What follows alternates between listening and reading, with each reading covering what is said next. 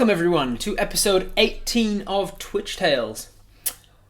I am dressed in a strange way today because I have got some pretty bad sunburn today, and I don't want to have my sleeves over my shoulders because it's very painful. We have a new, slightly new layout because I am standing now. As you can see, I can dance around. I finally have my standing desk. A lot of you probably don't care about all that intro, but hey, I wanted to explain it because otherwise you'll be watching this video on YouTube and being like, this is different from episode 17. So where did we leave off? Let's start with a bit of a recap. We went into the town proper. We talked to our friend the baker. We talked to the mayor. We collected some bounty on the goblin ears. We went to the apothecarist, Edith, and we talked to her about potion making and whatnot. We also learned while we were talking to her that she is feeling rather weak lately. She's an elderly woman, so it's not super surprising, but she's feeling a little bit not herself, a little bit under the weather. We helped her dust just to be kind. We bought a herbalism kit from her and a couple of books on potions and things, which you can see have been added to our inventory below. You'll also see that I removed the weaponry because somebody argued that yes, we're kind of wearing those, so we don't really need them in the backpack inventory below us. So I took off the longbow, which is slung over our shoulder, and the long sword, which is at our side in a scabbard. Everything you see below me is in our backpack, and you can see that our backpack's pretty much at full capacity now. There's very little room for anything else to fit in there. What else have I got to mention? Is there anything else important that I'm missing that happened last time, guys? Toria, a new acquaintance of ours who came to town right before we left to deal with the goblins. She has been apparently working with a couple over in another farm just on the outskirts of town called the Coltons. She's been living with them and working with them for the last week until we got back with the news of what had happened with the goblins and made her feel safe to go off and run her own farm over on the other side of town. I think with that we're pretty much caught up. We decided that we should go, without further ado, we should finally go and actually give Toria the news of what happened with the goblins. So we grabbed our new book and our herbalism kits from Edith's place, we bid her adieu, and we left the shop to head out of town towards the Coltons farm, about a 45-ish minute walk out of town. What do you guys want to do on the way? Is there anything that you would be looking out for? You don't have your giant bee companion with you. Mel is back at Jack Creed's farm doing some well-needed resting. So you are well and truly on your own for the first time in a long time. And Apis has their own thoughts to themselves. They have about 45-minute walk ahead of them through the nice sort of grassy wilderness. What do you guys think you would do? We missed seeing something as we were leaving. Yes, at the end of last session, I had Apis roll a perception check, and they rolled too low to see a particular thing. But of course, you don't know that.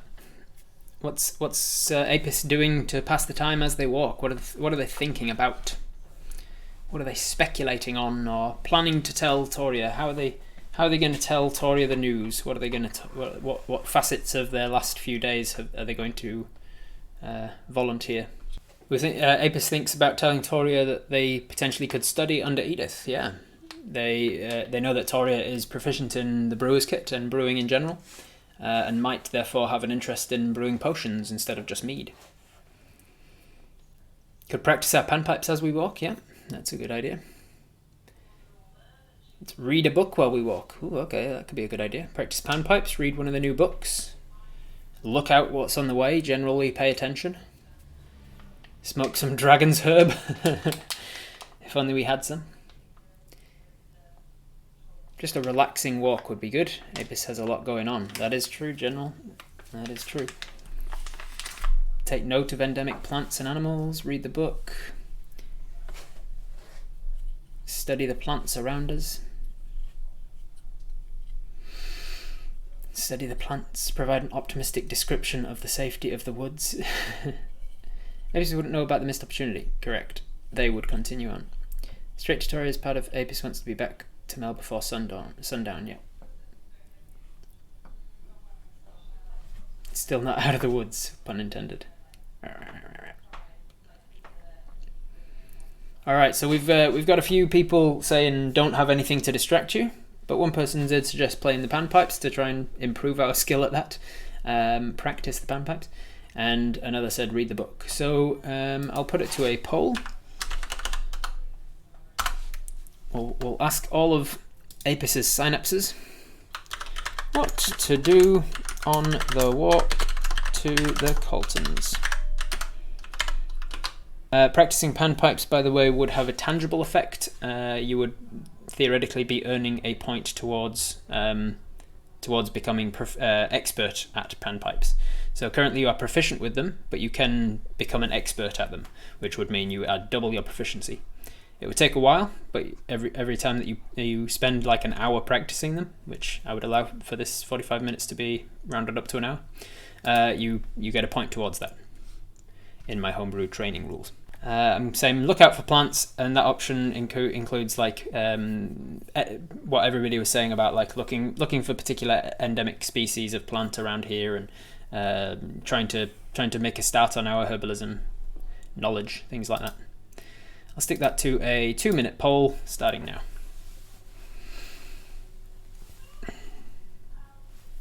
No more panpipes, we have some new materials to do yet.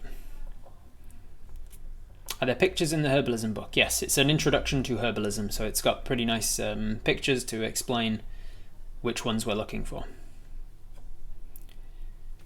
and what they can do and all of that. Thank you, Raga. Appreciate it. Reading while walking and keeping perceptive is not ideal. No. Apis could read and walk, that's fine. I mean, I can do it, so I'm sure Apis can do it. But it would mean that they're not paying attention to their surroundings. Alright, with 38% of the vote, we're going to decide to play the panpipes as we walk, to practice playing the panpipes to try and get a little better at them. Eking out with only one vote, again, putting it into practice, the importance of everybody voting, because this came down to one vote. Practicing the panpipes just eked out over paying attention. So Apis is going to practice the panpipes as they walk instead of paying attention to their surroundings. If something happens to attack Apis on the way, there's a good chance that Apis gets a surprise round and is surprised. All right. So what we're going to do is we're going to make a progress check. What that means is I'll bring up my homebrew rules for training and how we train in particular skills in our downtime. Training. That is there. There we go. If you want to see my homebrew statistics and stuff, this is a shameless plug for my Patreon page. It's a good way to support me financially and keeping me able to do what I do as a career. And as a perk, you get to use some of my homebrew things, homebrew monsters, homebrew items and skills and feats and spells and all kinds of stuff. And you get access to my training rules that I put together. We are going to be, with our panpipes, we are training, the tutelage modifier is self-taught with no guidance. We're not reading from a book on how to play the panpipes. We're not reading on a sheet of music. We don't have a teacher teaching us as we walk. So this is going to be self-taught, no guidance. So our modifier to this roll is 0. So we just need to make a progress check, which is a d20 plus twice your intelligence modifier. Thankfully, we are a very book smart character. We have a +3 intelligence modifier, as you can see over there.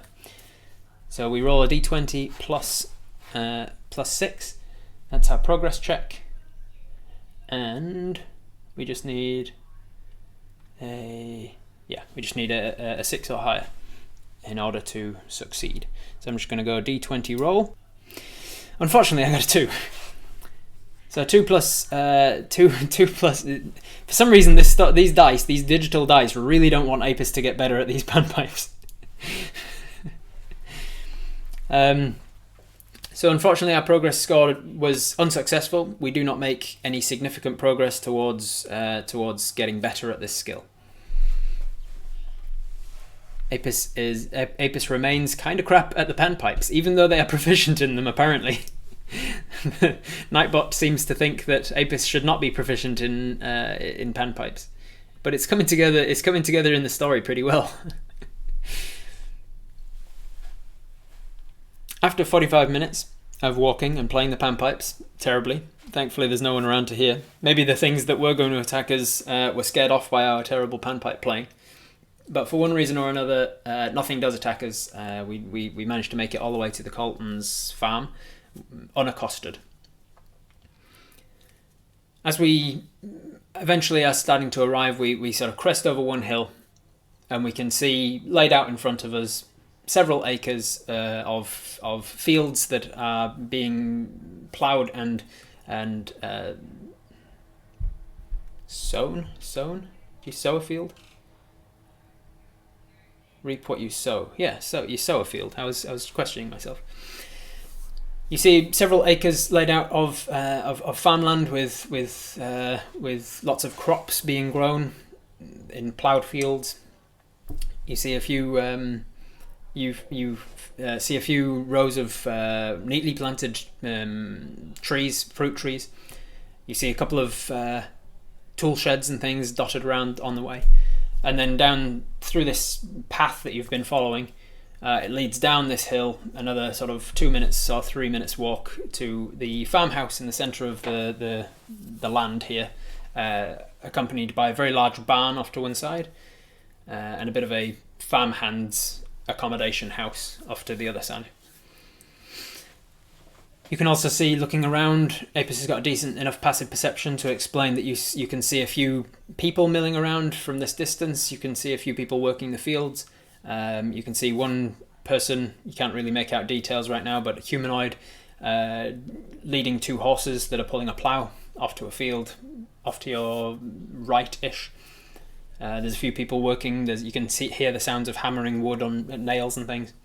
It's definitely a busy working farm that you've turned up to in the mid-afternoon. What do you want to do now? Where exactly are you heading? You don't see Toria from here. Where would you like to head? Yeah, if you hear terrible panpipe music coming ever closer in this sort of a world, you'd be like, oh god, there's some kind of horrible fey monster that's coming to attack me. And so you run away from it. So Wraith says that Apis should go to the house, directly up to the farmhouse, and ask where Toria might be. Jay Spates agrees, go to the farmhouse. Sparrow says, do we know who the person who is the head of this farm? Yes, you do. You know that it is run by a couple called Mary and Charlotte Colton. You've met Mary and Charlotte a number of times, but most recently you met them at Jack Creed's funeral. They gave a teary goodbye about where they said it's unfortunate that we live in a world where things would try and harm us for no reason like this. And then Jackson the mayor, assured them that he would be putting out a reward, a goblin bounty, and then they got back on their horses and rode back to their own farm. So you're not friends with them. Apis is slow to trust, doesn't make friends very easily, so they wouldn't really consider themselves friends of many people in this town. But you are on a first name basis with Mary and Charlotte, or Charlie as she often is known. Alright, so most of the people are saying that to head to the farmhouse, so that's what Apis decides to do. Apis continues down the path, wandering along, keeping an eye out for Toria on the way. I won't make a perception check. Apis's passive perception is high enough to notice that none of the people that they can see on the way is Toria. You do eventually get close enough to be drawing level with, but still a few 100 yards from, the woman that is running the plough in the field, and you notice that that's Charlotte, or Charlie. Charlie is out in the field using their horses to currently plough another field. You don't recognise any of the other farmhands around here. You haven't spent a lot of time in the Coltons farm, if any. So you wouldn't recognise their farmhands particularly.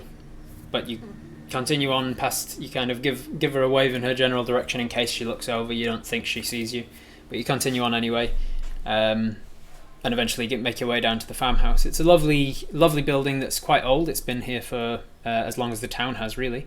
So not old in terms of historical buildings, but as old as any building in this particular town gets anyway, as a frontier town. Do they have a rat problem?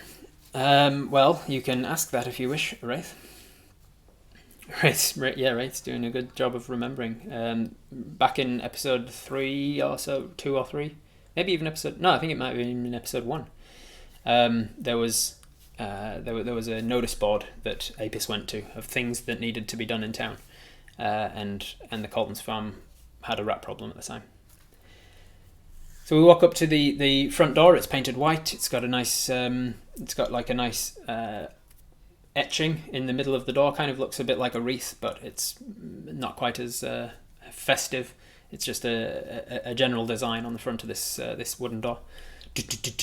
We give it a knock, and there is a few moments of wait before the door is opened by a familiar-looking young human woman, Toria. Toria is actually the one that answers the door. What do you like? What would you say? Do you think as Apis are greeted at the Coltons' door, somewhat surprisingly, by the very lady that you were coming here to see? You see that she is dressed in a sort of a homemaker's outfit, not particularly a maid's uniform or anything, but she does have an apron on. She's got her hair tied back into quite a tight ponytail to keep her hair out of her face as she works. She's got a bit of a sweat on, not like overly like she's been working out, but like she's been working hard at least, and whatever she's doing. She's got a cloth in one hand as she opens the door, and she... Oh! Hey! Oh, my God, you're back. And you say, hi, hello there. Glad we found you. I didn't expect you to. I'm glad you come in. Sorry, and she takes a step back and opens the door. This is the first time you'll have probably been into the Coltons' home. It's a relatively nice mainly wooden building. It's got nice hardwood wooden floors in this entranceway with a lovely thick rug on the ground, like a big oval rug. Off to one side, on one wall, there is a door that stands ajar, open into a drawing room. And off to the other side, there is a door that stands open as well, that seems to be into a dining room. And ahead of you can see there is a doorway, an archway with no door in it that seems to be opening into a kitchen. And off to the other side of this particular entranceway that you've walked into is a wooden staircase that leads up to a landing that you can see, 2 doors that stand closed. As you walk in, she says, "It's wonderful to see you back and in one piece. I frankly I got a little bit worried that you wouldn't be coming back. You took longer than I thought. Oh yeah, I'm sorry that it took so long to return. I got back as soon as I could. Franklin said you might be here. Yes, yeah, I took to staying in this home. I didn't really feel safe on my own in Jack's home. But I'm glad that it worked out for you."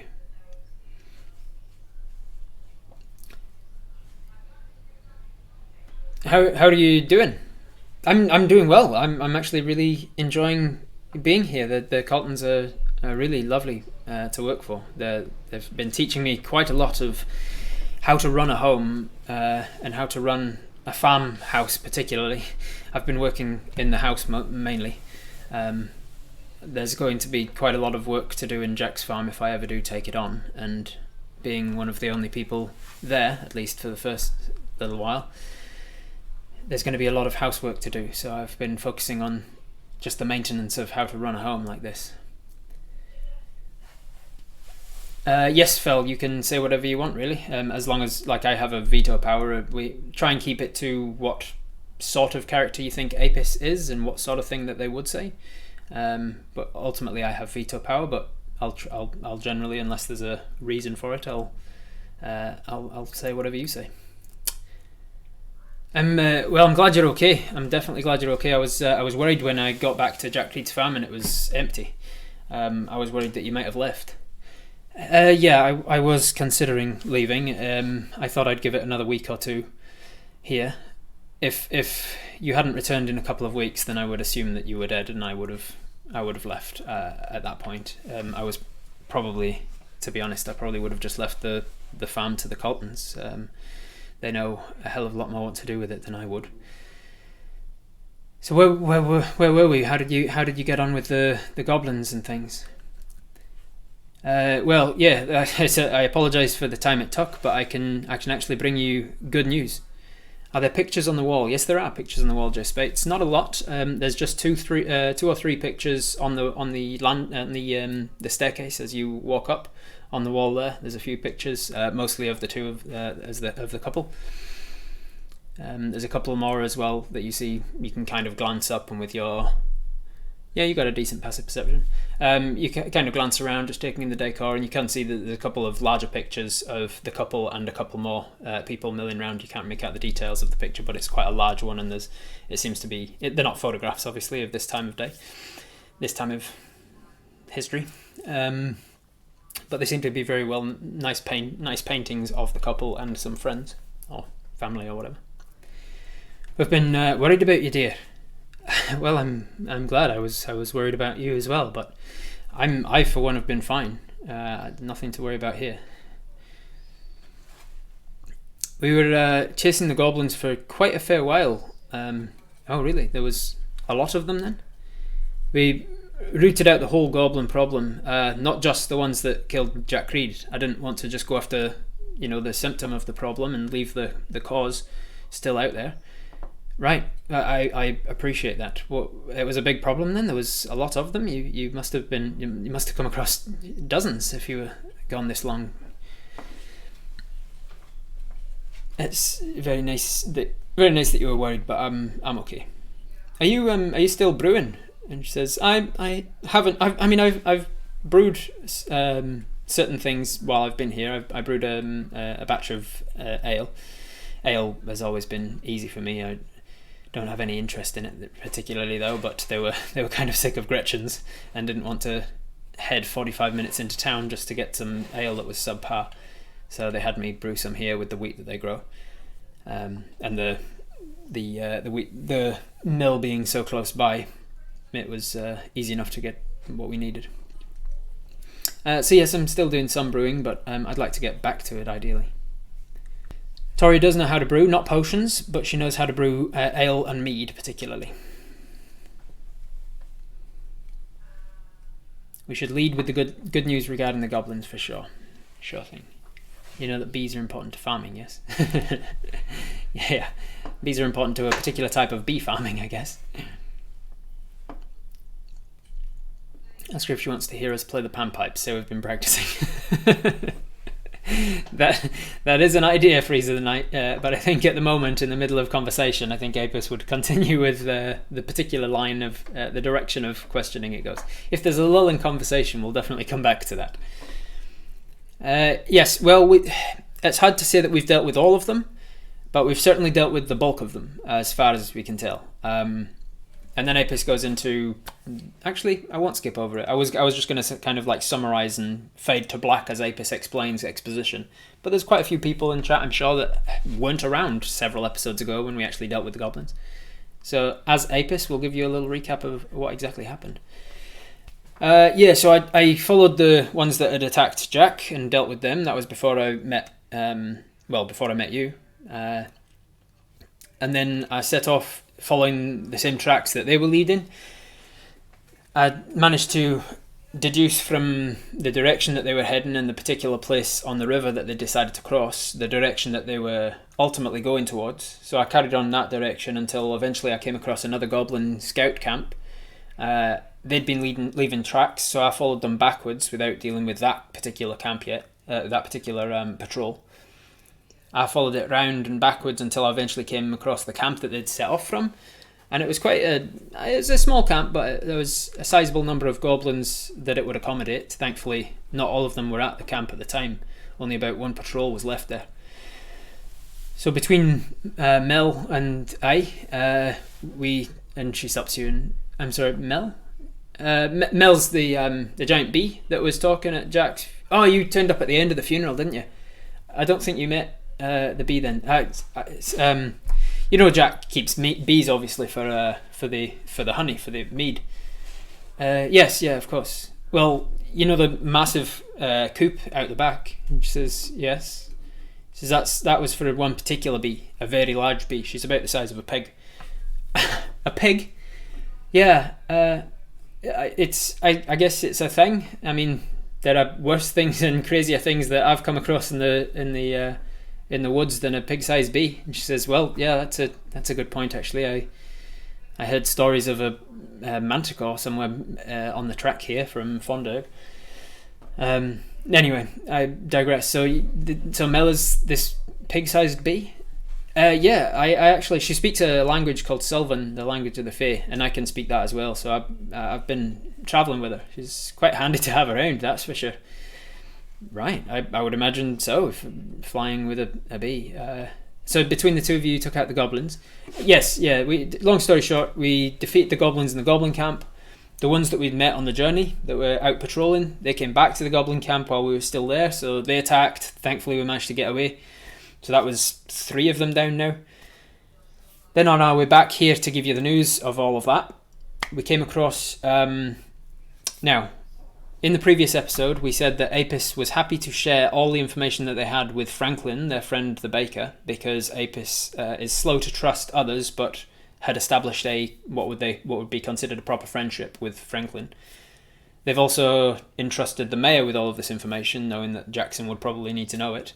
But what do you think about Apis telling Toria of the information of the elves and the towns of elves that live in the forest nearby? What do you reckon? Would Apis tell Toria openly or freely that there are 4 towns of elves that live in the forest nearby? What do you guys think? I have some emotes that you can use, a yes or a no. Visually, it helps me to see the idea, the general consensus in the chat.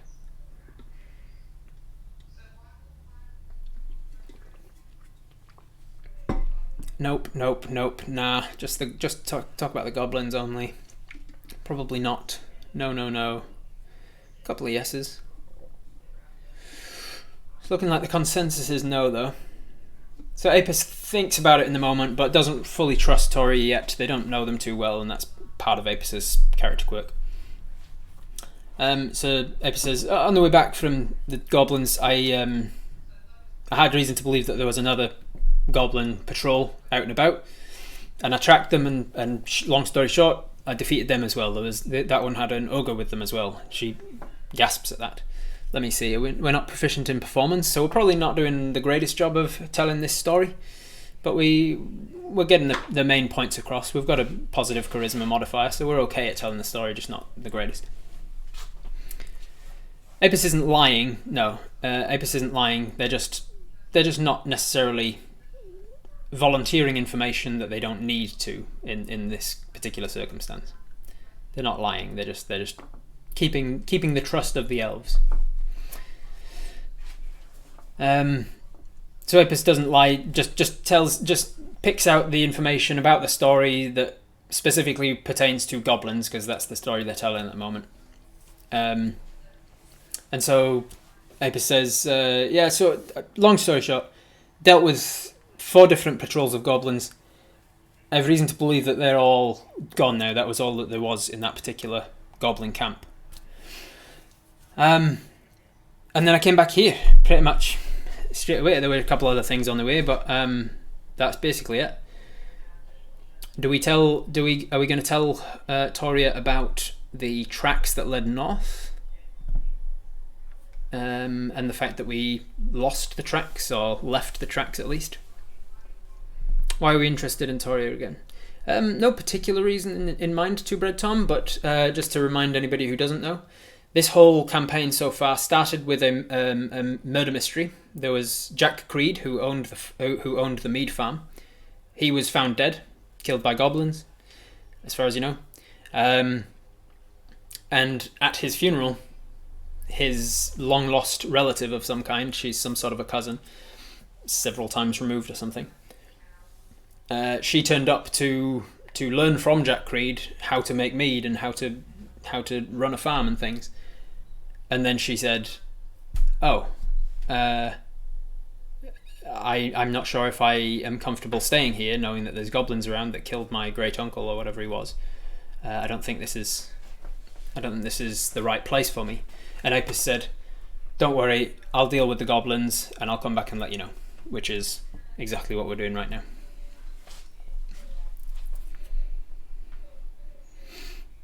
We want the town to have booze, yeah. So the mead was particularly good quality, and the town was very happy to have it. And the only other person in town that really makes booze is Gretchen, who owns the inn, and she's getting slightly better at her booze making, but it's currently subpar, to say the least.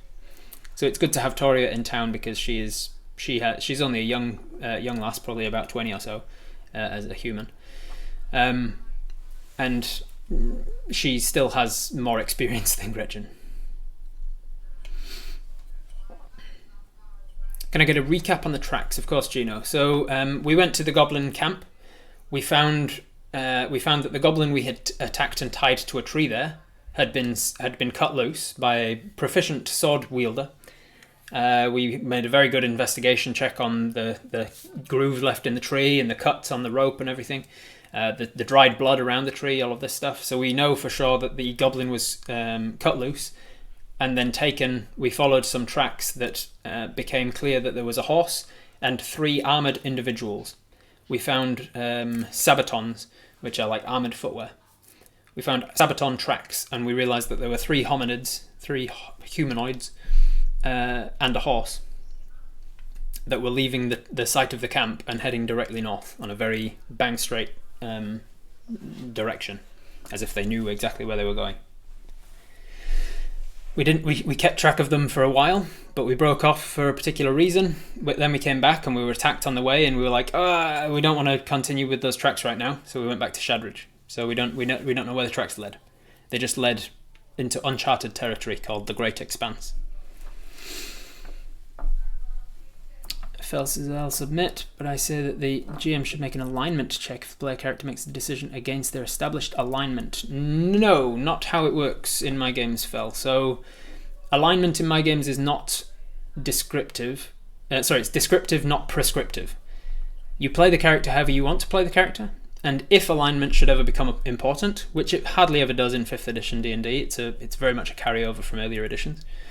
If the alignment should ever become an issue for like certain monsters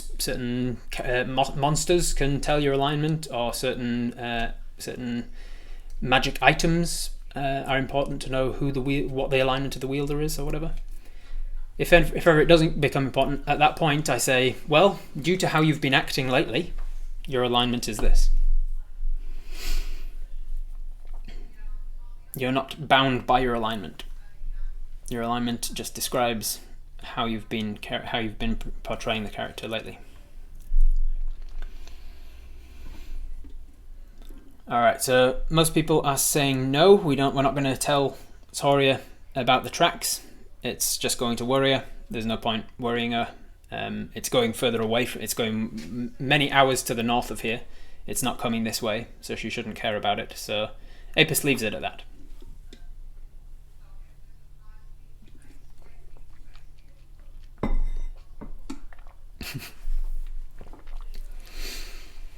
It's drinkable but weak and not nice, and has a strange taste to it, yeah. Hey, M. Crows, how's it going? Still 1 to 5 episodes behind. Did we learn, or 1.5 episodes behind? Did we learn anything about the whereabouts of the knights, maybe in town? So the knights that we were tracking are the knights with a capital K. The knights, capital K, is a word in this world that is reserved for the particular faction of warriors and patrollers and guardsmen and things called the Knights of Kevosna. We know that there are, and they're effectively like a police force, along with many other things. So oversimplification. But the Knights of Kevosna, there are some here in town. Yes, a very, very small collective of them here in town.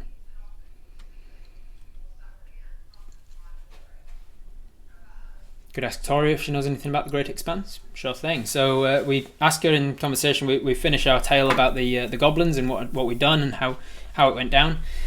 Toria says, "Well, that's mighty brave of you, and to do that for someone you've barely met, I'm impressed and grateful. Thank you.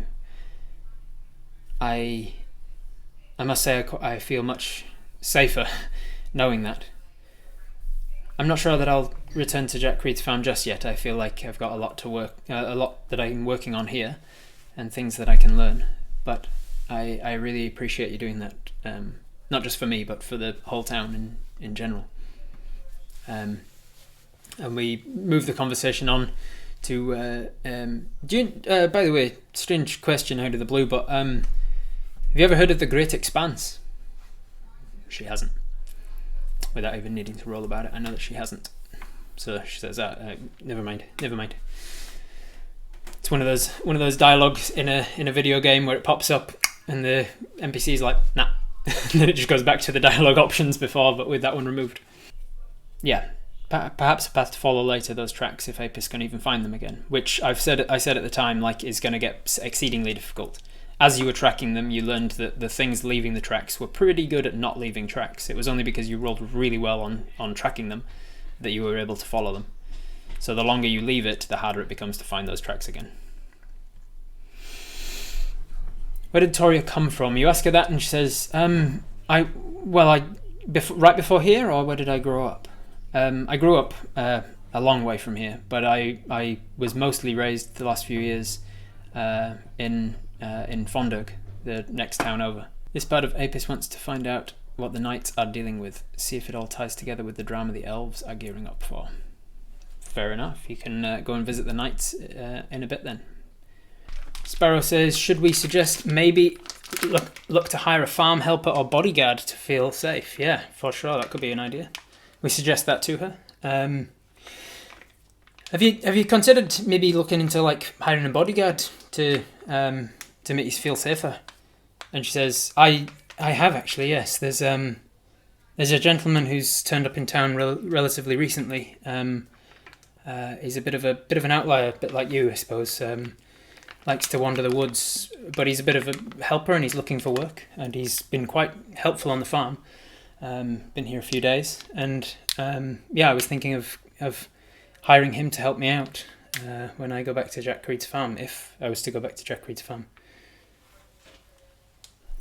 The bees are running amok. Yeah, the bees are uncontrolled. They're tearing the place apart back on Jack Creed's farm with no one there to look after them. So, where were we? Is there anything more we want to talk to Toria about? We're still with Toria.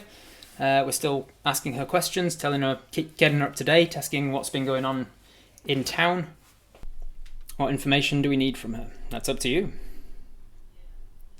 The Knights, Wraith says. So we ask Toria, did you hear anything back about the Knights after I left? And she says, the Knights of Kavosna?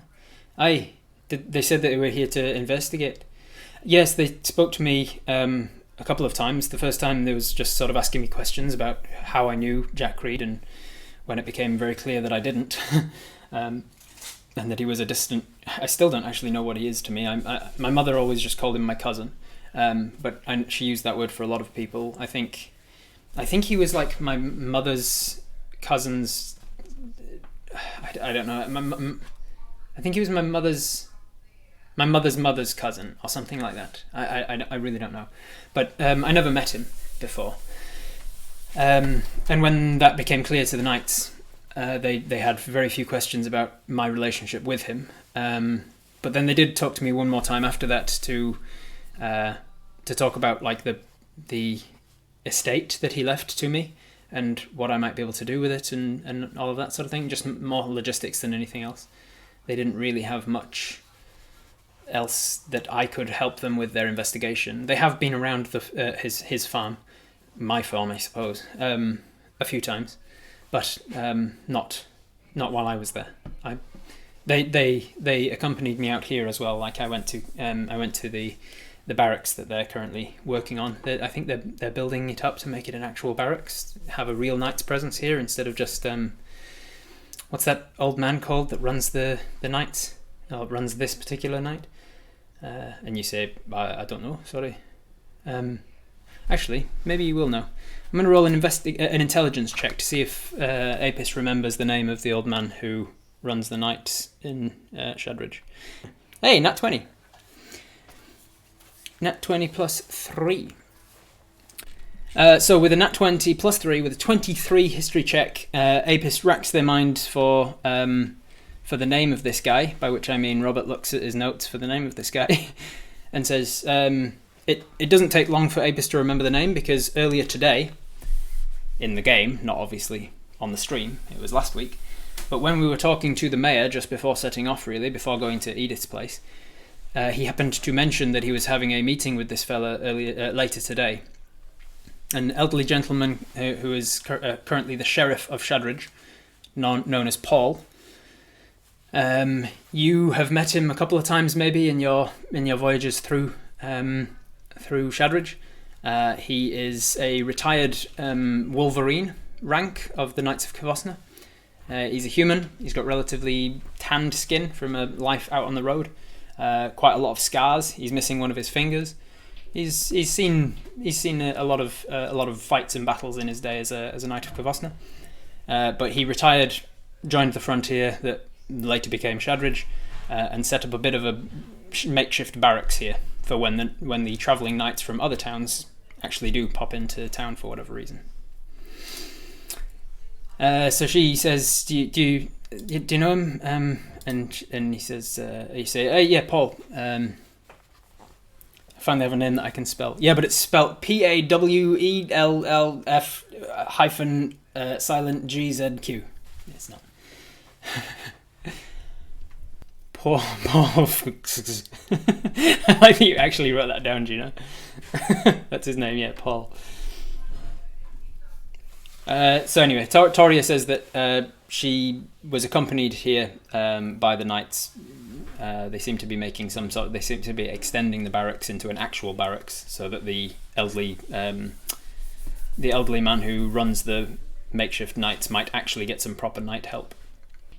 Edith is getting old and may need some help if Toria was interested in helping out. That's a lot of people were interested in asking Toria if she wanted to help Edith, the apothecary, with the help that she might need.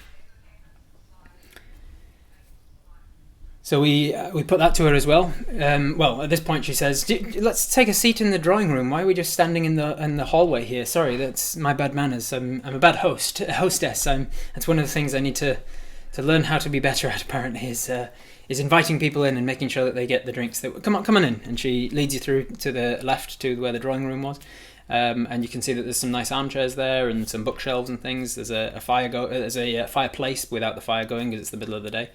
In spring, so there's no need for a fire, but there's a little pile of firewood and pokers and things. There's a nice picture on the wall of some flowers, a really lovely painting, and we take a seat in the armchair and she sits on the other one and says, "Can I get you a drink or anything? Anything to eat?"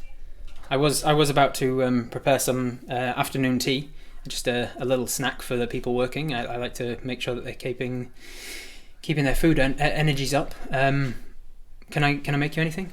What do you guys think? Would you accept the offer of food and or drink? This is so delightfully nerdy. It is. It really is. I love it. I love being a nerd. Need a chance to use her brewing skills in a new way. Yeah. Mead, please. Yes, please. Yes, please. All right. A lot of people saying yes, please. We'll take some mead if you've got it. So she says, "Yes, I'll get you some right away." I didn't actually make any mead. I'll get you some ale though.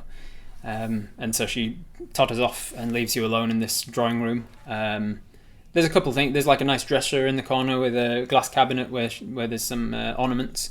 There's some drawers.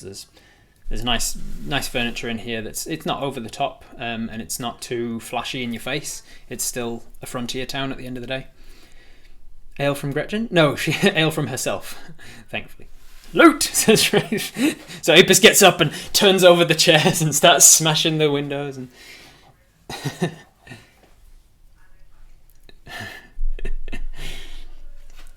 no robbing people's houses. We've learned our lesson from that.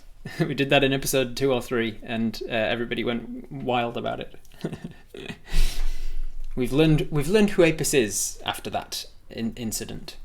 We look around curiously. That's what we do. We stand and look around curiously. She's only gone maybe 6 minutes or so before she comes back with a tray with a couple of mugs on it, and one of them is brimming with frothy ale, and the other one seems to have water in it. She hands the ale to you and takes the water, takes a sip, and continues with the discussion. She's also brought through some hard tack cake kind of thing. Like she's baked this thing that's. You take it and you eat it to be polite, but it's not. It's like dry. It's dry and a little bit flavourless. But there are some like currents in it as well, like electric currents. There's some dried raisins in it, to kind of make it a little bit interesting, but it's not the best. Ask if she has any trauma. Charisma. So got any trauma? Lock it. So you take it, you continue the conversation. What were we talking about? I can't remember. Oh, did the Knights interview you? We already answered that. Was there anything else that we wanted to ask about? Politely sit near all the doilies. Edith, that's right. We wanted to ask her if she was interested in Edith. Thank you, Wraith.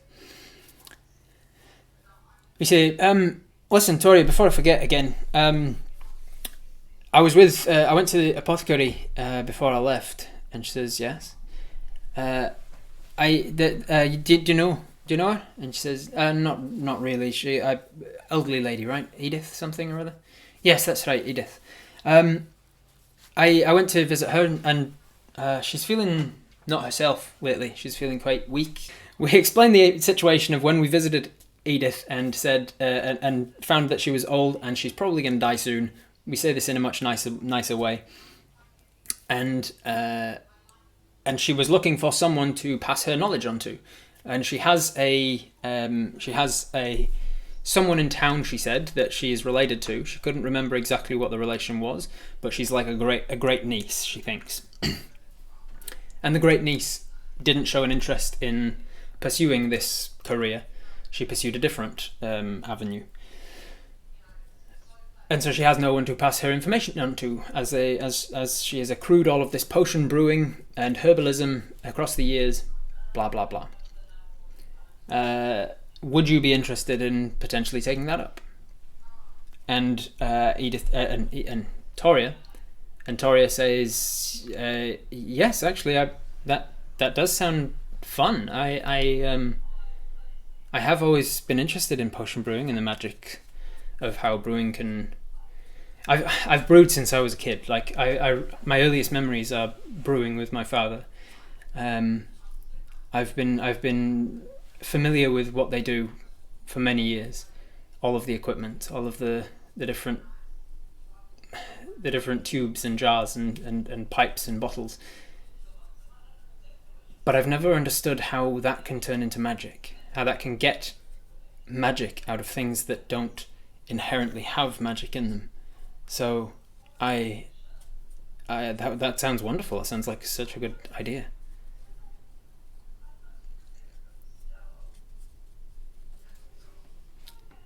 People have a lot of distant family here. Yeah, yep.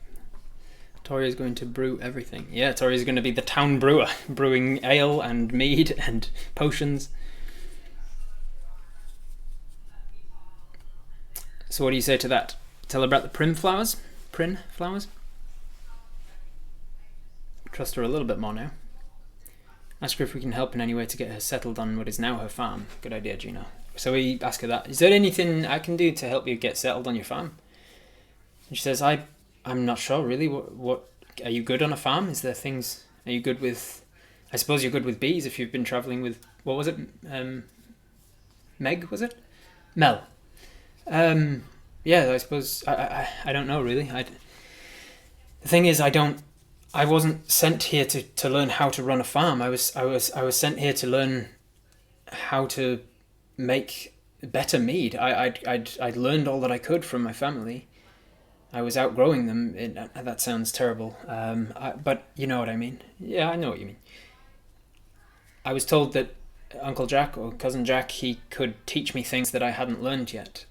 So I was coming here to learn from him about the art of brewing, not the art of running a farm. So I'm not going to lie, I feel quite overwhelmed about what I have to do. That's why I've enjoyed staying the last few days with Mary and Charlotte. They've been wonderful in teaching me some of the simpler things about how to run a house. I would appreciate any help, but I also appreciate that you have your own life, and you've already helped me plentiful in making sure that the goblins don't come back and become an issue for me. So it seems the result is indecisive. There are probably plenty of things you could help her with, but she doesn't know enough about farming to tell you exactly what those things might be. Magic mead, maybe. I think we should learn to brew some potions with Toria and Edith, Tom says. I'd love to go back to Jack Creed's house with Toria and meet Mel. Seems like we missed the real decision, Fel says. What was the decision that we missed, Fel? Didn't tell her about the prince without talking about the elves, how they're magical and how they're picked and how they're used and things. That's a good point, Wraith. Who is in favour, yes or no, with telling her about print flowers, keeping in mind that the existence of print flowers is well known amongst alchemists and potion brewers. You don't necessarily telling her about the properties of print flowers isn't necessarily telling her that and there's a farm and there's a village that grows them nearby. What time of day is it? Jay Spates says it would be. Let's see. You set off about 2ish. I think it would probably be mid to late afternoon.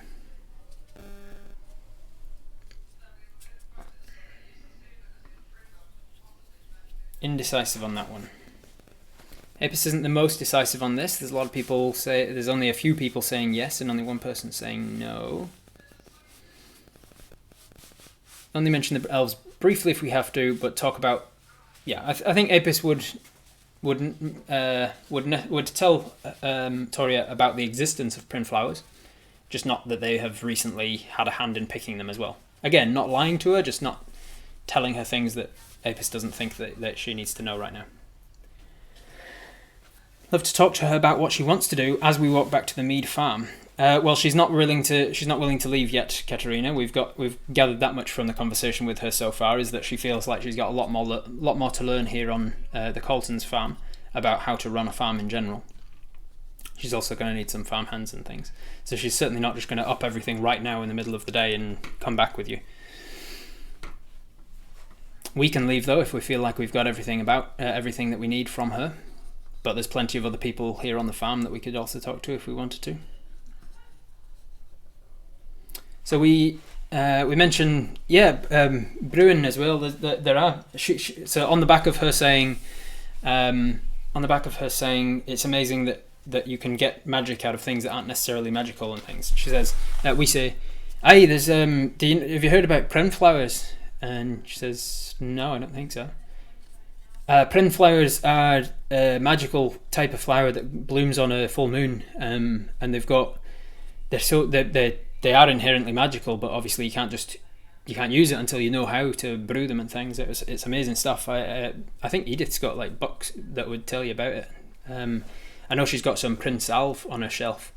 It's a salve that actually is used from the flowers to heal sort of internal wounds and things. In fact, I've got an empty pot of it in here, and you root around in your bag amid the nets and the ropes and the books and the healing potions and things. You bring out your empty pot of salve that you've used all of it on Mel now. Really useful stuff. I used it to heal some ribs not long back, and it's really incredible things, the sort of things that we can do with brewing just from natural flowers that grow in the wild.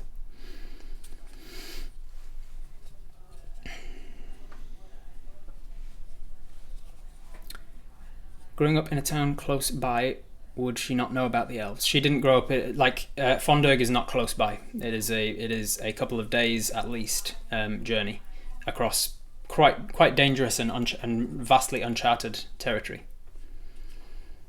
So she wouldn't know anything about this area until she was sent here. It's like, remember that our setting is kind of like Middle Ages. News doesn't travel very fast between villages that are even close by. There's a reason that the UK has such a vast number of different, very different dialects, is that even very close villages would have grown up completely isolated from one another. Apis says, of a wealth of options that would be relevant, but what we really could gain would be based on what she does otherwise. But what we really could gain would be based on what she does otherwise. I'm not fully sure what Toria does otherwise. What do you mean by otherwise?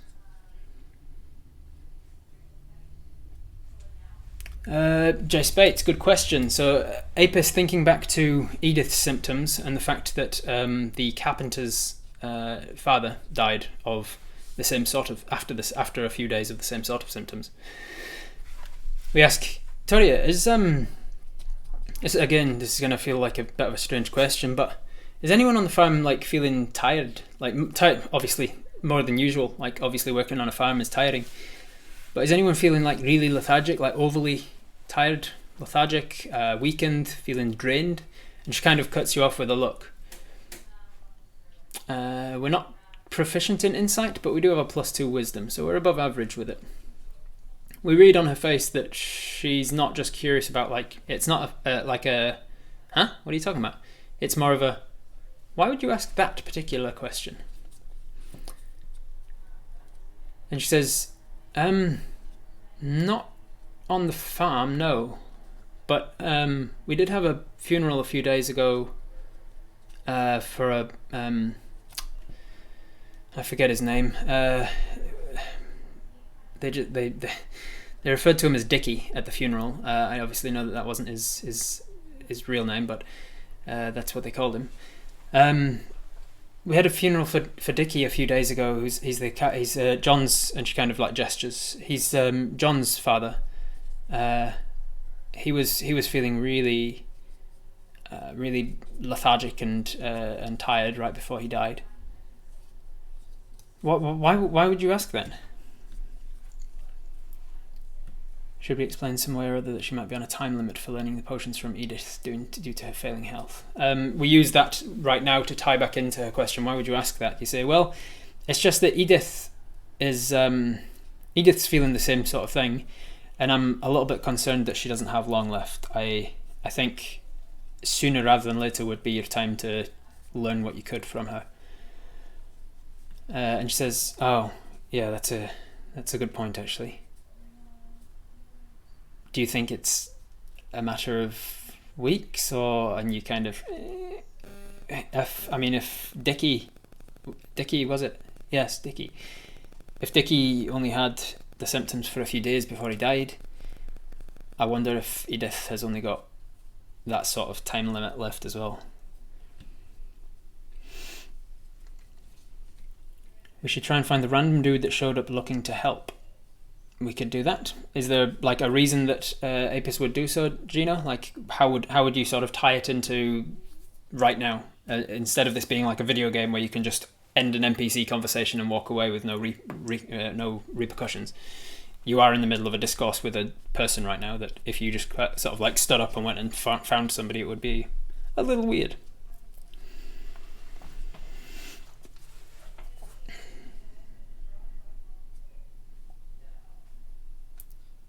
Wondering if her great uncle knew of the elves. Potentially. You mean Jack Creed, the guy that died? The first guy that died? Apparently there's been a couple of deaths in the last couple of weeks. Is Edith dying? It seems like she might be, Gino, yes. And also, as Fancy says, helpfully, everyone is eventually dying. Although not true in D&D, where there are immortal beings.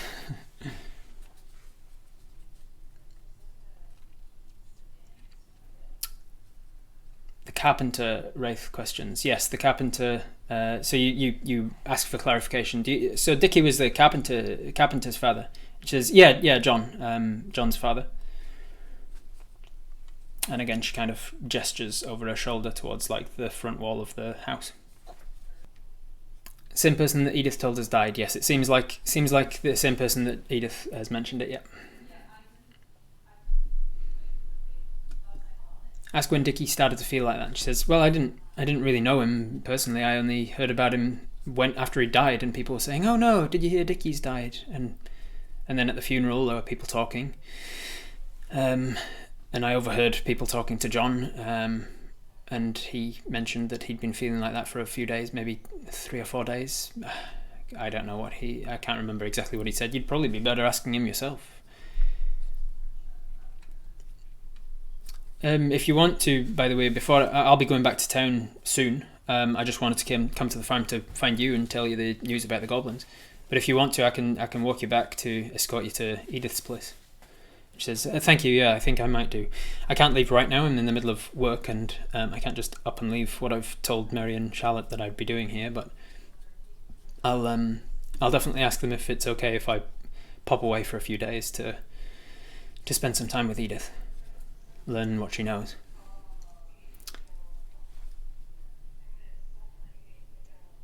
The idea to look for the dude is for later. Gotcha. So Apis has in the back of their mind that before they leave the farm, they should probably look for the dude. Is there a single source of water or... Oops. Scroll.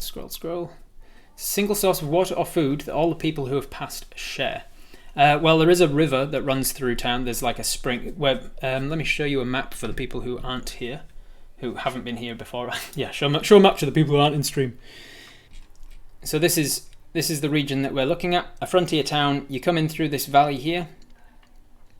You get to the town that is built on the top of a shady ridge, hence the name, Shadridge. It is shaded for much of the day's light by this mountain range here. Jack Creed's farm and apiary was over here, and the Coltons' farm was over here. And the Fair Woods is all this to the north.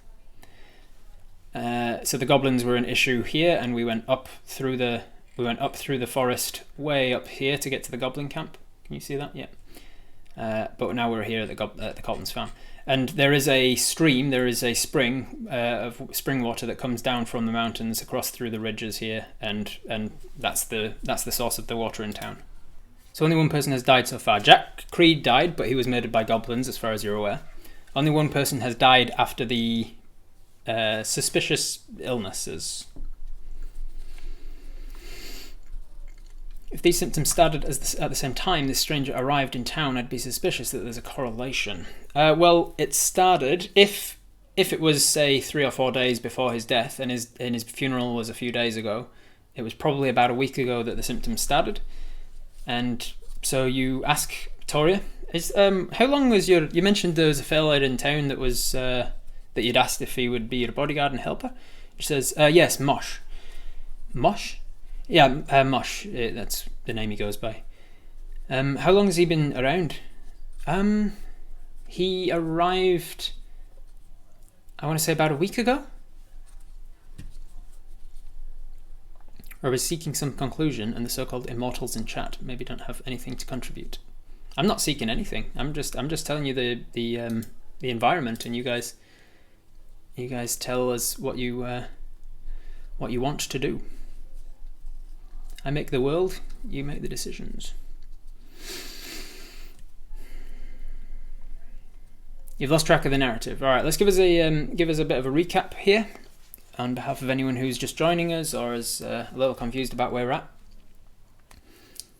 Most recently, Apis came back from the Fair Woods to deliver the news about the goblins to Shadridge.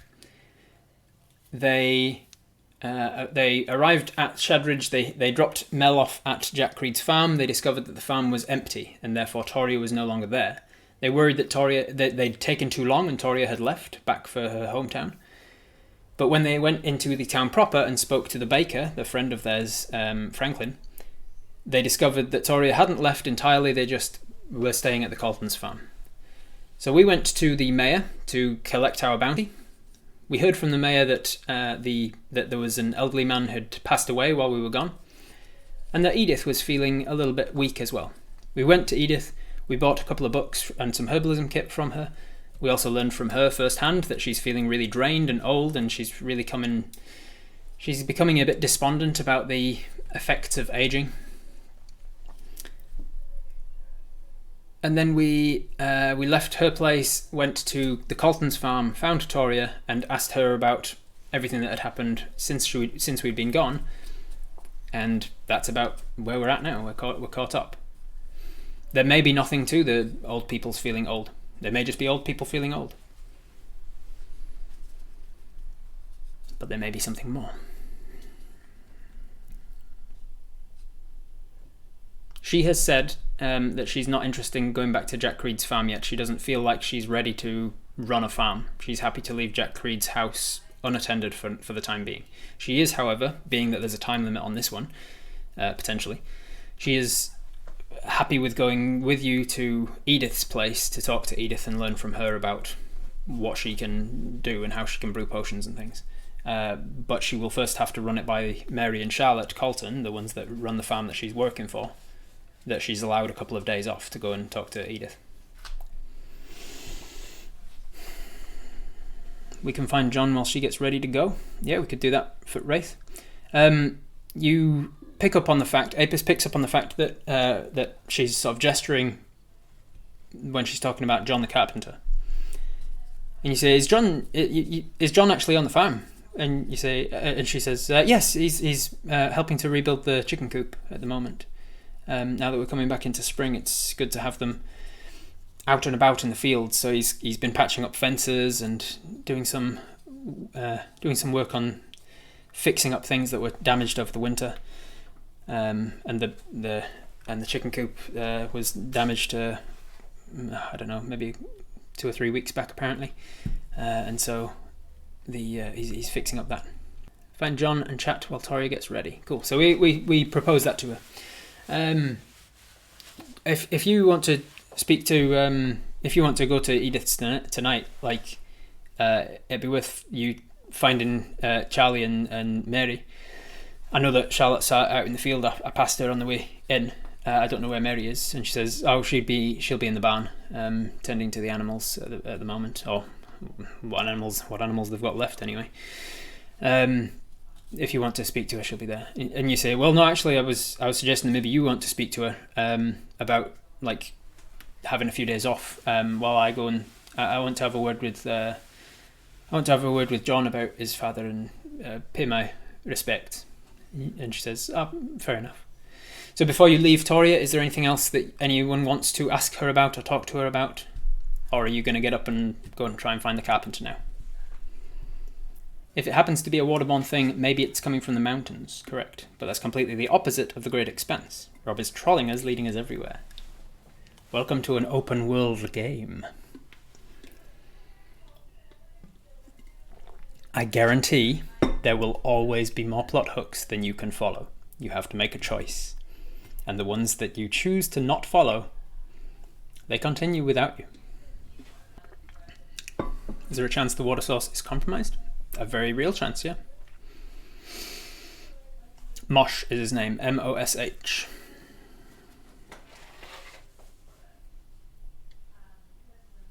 You're on board with what Wraith said? Has he had any contact with Dickie or Edith? He would have been in town before Dickie died, and Edith is still around, so maybe he has, maybe he hasn't. You'll need to meet him and ask him.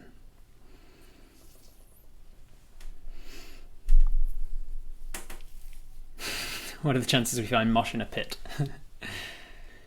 This part of Apis suggests we tell Toria we will see her tomorrow and take her to see Edith. We'll need to get back to the farm and see Mel and think about what we've learned about Mosh. It's still early afternoon. At this stage it's like late afternoon actually. It'd probably be about between 3 and 4ish, around 4 o'clock, let's say. Ask Toria when we'll meet back with her to leave for Edith. Okay, yeah. Well, let's go with a poll. It's a pretty big situation that we should do. So let's put it to a poll. Necrotic damage is a thing with necromancers, yep. Find the source of it. But how? That's the question, isn't it?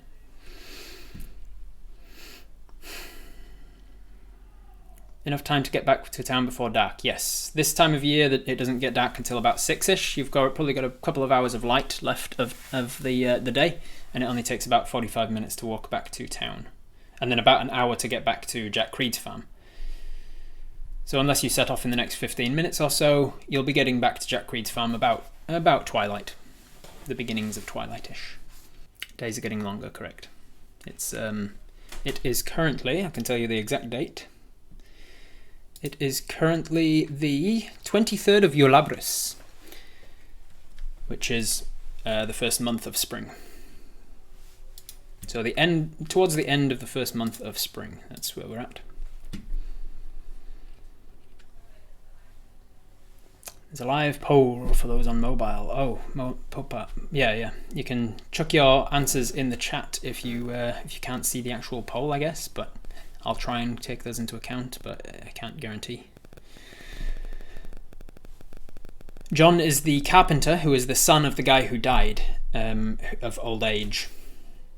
So he might have more information or more insight into what his father was feeling before he died, or any of the symptoms he gave, or if there is something dodgy going on, maybe his son would know something about that.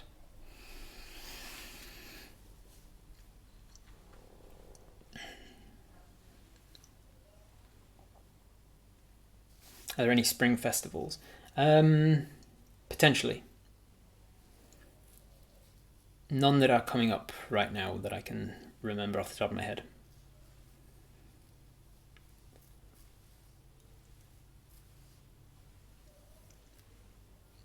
On mobile, you just need to click up to see the poll once you know it's there.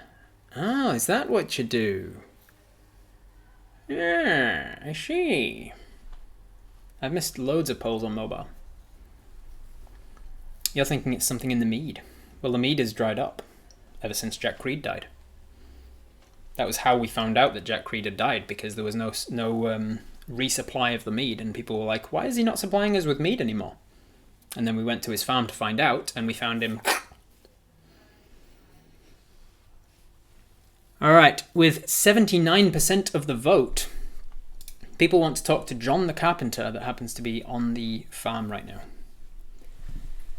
So we tell Toria, you do what you need to do to finish up here and get your affairs in order and things, and then I'll walk back with you to the town. And I'm meanwhile going to go talk to John. I'll be around when you're ready.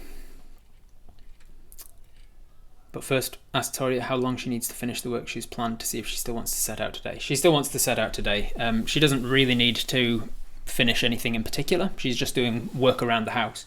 All she really needs to do is get permission from Mary and Charlotte to take a couple of days off.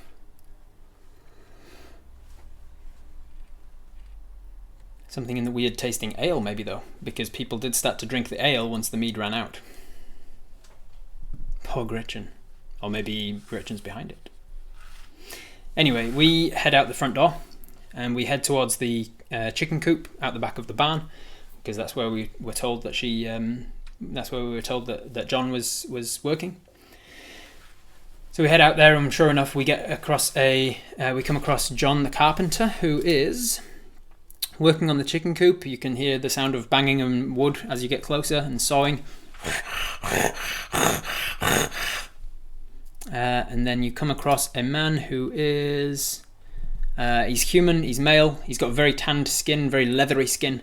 He's been outside in the harsh sun for a lot of his life. He's got quite thinning dark hair on the top, and that's all you can see from a glance. Obviously, there's more about him that you might pick up on as you talk to him, but that's what you can see. He's also wearing very much workman's clothes. He's got big thick gloves on, and he's doing his work. He's a very muscular kind of dude. We approach close enough for him to see us, and he looks over, gives us a nod, and then goes back to doing what he's doing. Seems he's not going to initiate conversation because he doesn't know who you are or what you're there for. But what do you guys want to do? How do you start this conversation? He's probably in his middle ages, so probably like late 30s, which is in this period of time about middle-aged. Just walk up and call him Baldy. Hey, Baldy, what are you doing?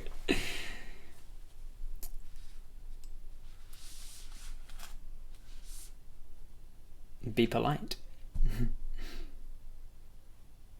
Condolences? Do we start with condolences? Yo, sup, dude? Your dad dead? He's like, dude, I heard your father cocked it. Oh, it sucks, man. Rock on. Rafe just likes the rock on hand sign because it accentuates my broken finger.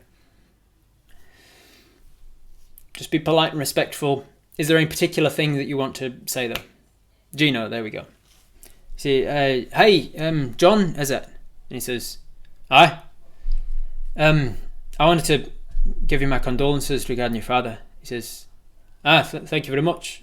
Sorry, I don't think I know you. And he stands up and kind of holds his hand out for a handshake. You walk over and you're polite enough to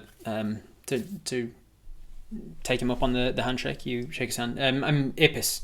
I'm not really around Shadridge very much, and he goes, oh, Apis, yeah, you're the traveller, aren't you? The one that found Jack Creed. I did. I was just wondering if you could tell me any more about how. I know I don't want you to relive painful memories, but could you tell me a little more about like how it happened, your father? I'm trying to help. Oh, I don't know how you can help, mate, unless you can dig him up and bring him back. I don't think that'd help him, though, to be honest. Yeah, to be honest, it were a bit of an odd one. He were right tired. He were, and he sort of puts his hands on the wood that he was sawing and takes his gloves off, wipes his sweaty brow. He were right, fit as a fiddle, always. Kept himself fit from all years doing this sort of stuff. Real just active, and he would take things round and deliver them. Like when I'd create the furniture for people if they'd need it, like Gretchen's bar gets smashed up or whatever after a rowdy fight. Bit of a bit guilty of that myself once or twice. But you know, I'd take her a table. Let's say I'd make her a new table or chairs or whatever.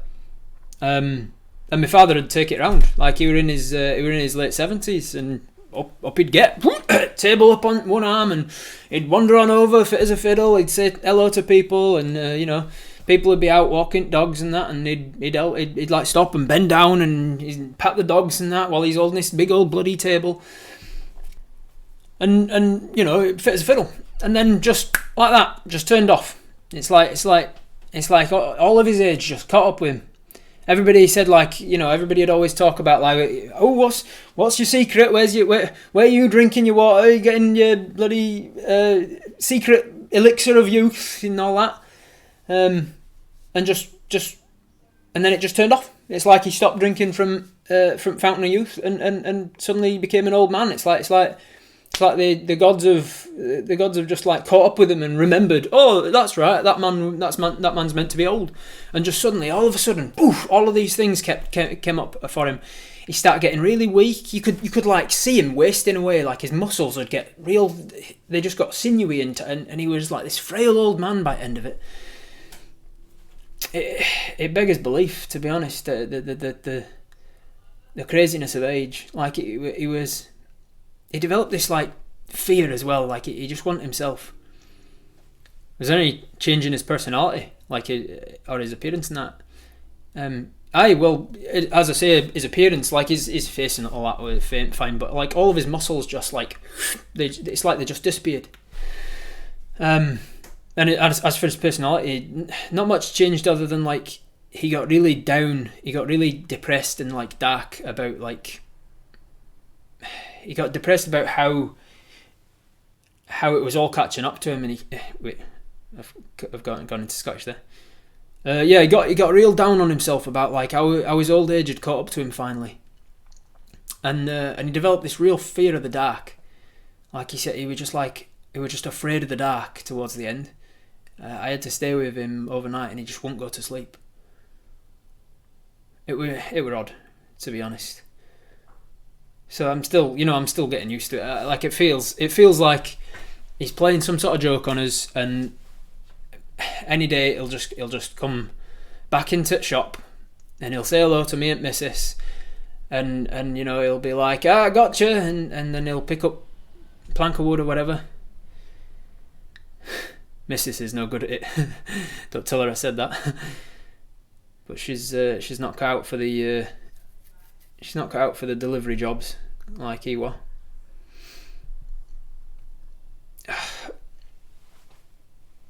Oh God, I'm not gonna. I'm not gonna be able to. I don't think I'm gonna be able to understand that he's gone for a while. Anyway, I don't know. I don't know if that helps with. I don't know what you're trying to help with, but there's not much more I can say. Is there anything else you want to ask him or to talk to him about? This wasn't natural at all. Was there anything he stopped doing recently? Something he usually ate or regularly, whatever. So was there anything? Can you think of, like you were sort of joking before about like the Fountain of Youth? Was there anything like he would always drink or eat? Like, is there a regular routine that he would have? Nothing that the rest of us weren't drinking. Like we all drink from the same stuff. Like obviously mead ran out. Bloody terrible what happened to Jack. Bloody goblins. I heard you went after him, didn't you? I did. It's a long story. Mostly the short story of it is that they're dealt with. No goblins for the foreseeable future. Oh, that's something at least. You'd be bloody rich if you cut their ears off. I saw all them posters around town. Yes. But your father and the things that he drank. Aye. Well, I mean, he stopped drinking mead like the rest of us, but I don't feel weak. He would eat at Gretchen's Tavern. He'd go to Franklin's Bakery. There's just nothing. There's no. I don't know. There were no that were different as far as I could tell. It's just one day we were fine, and the next day it was just not. He wanted himself. He was weak, and he'd never been weak. Not one day in his life. He wasn't right smart. No one. I'd be first to say I'm not very smart. I'm not a smart man. And he wasn't either. Like, we weren't educated, but we knew how to do. We knew how to carry things. We knew how to chop wood, and make damn good furniture, if I say it myself. And it was just one day, he just lost all of it. And within 3 days, he was dead.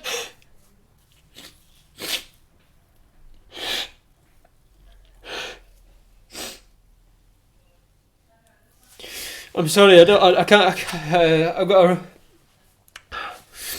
I should be getting back to work.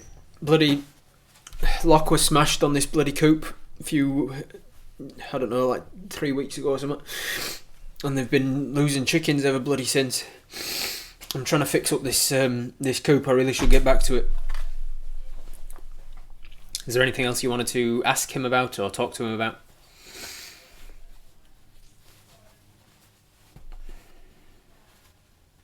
Ask if he knows anyone who might still have a bottle of the fancy mead that we could get and bring back to Edith with us. The best place to look for that, they definitely wouldn't have any in Gretchen's Lucky Loot, because she's all out of it. She definitely would have sold it. So the best place would probably be Jack Creed's farm himself. Like, he did have a brewery room on the property, but we did loot it after. We didn't loot. No, we definitely looted it. We looted Jack's house after finding Jack dead, and we found his brewery room, and there were some like half brewed batches there. Nothing that was finished, but there was some that were close to finished by the looks of it. Panpipes, anyone? Yeah, we just get out the panpipes, make it, and he goes from crying about his dad to just bawling on the ground about why is life so terrible. Sounds sadistic, but I love it when you cry. Thank you, Ray. You sadist. Give the man a hug. I don't think Apis would do that. I think Sparrow would do that.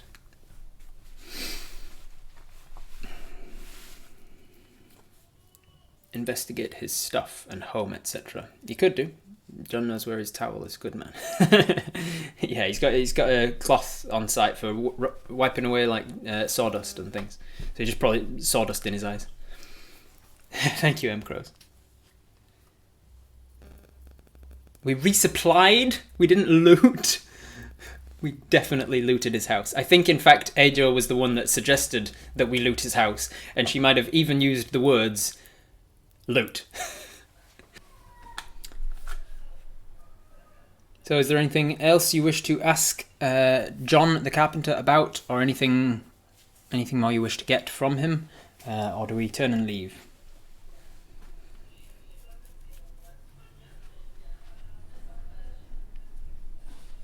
Would anyone in town know what the symptoms mean or related to? Not from the people we've spoken to.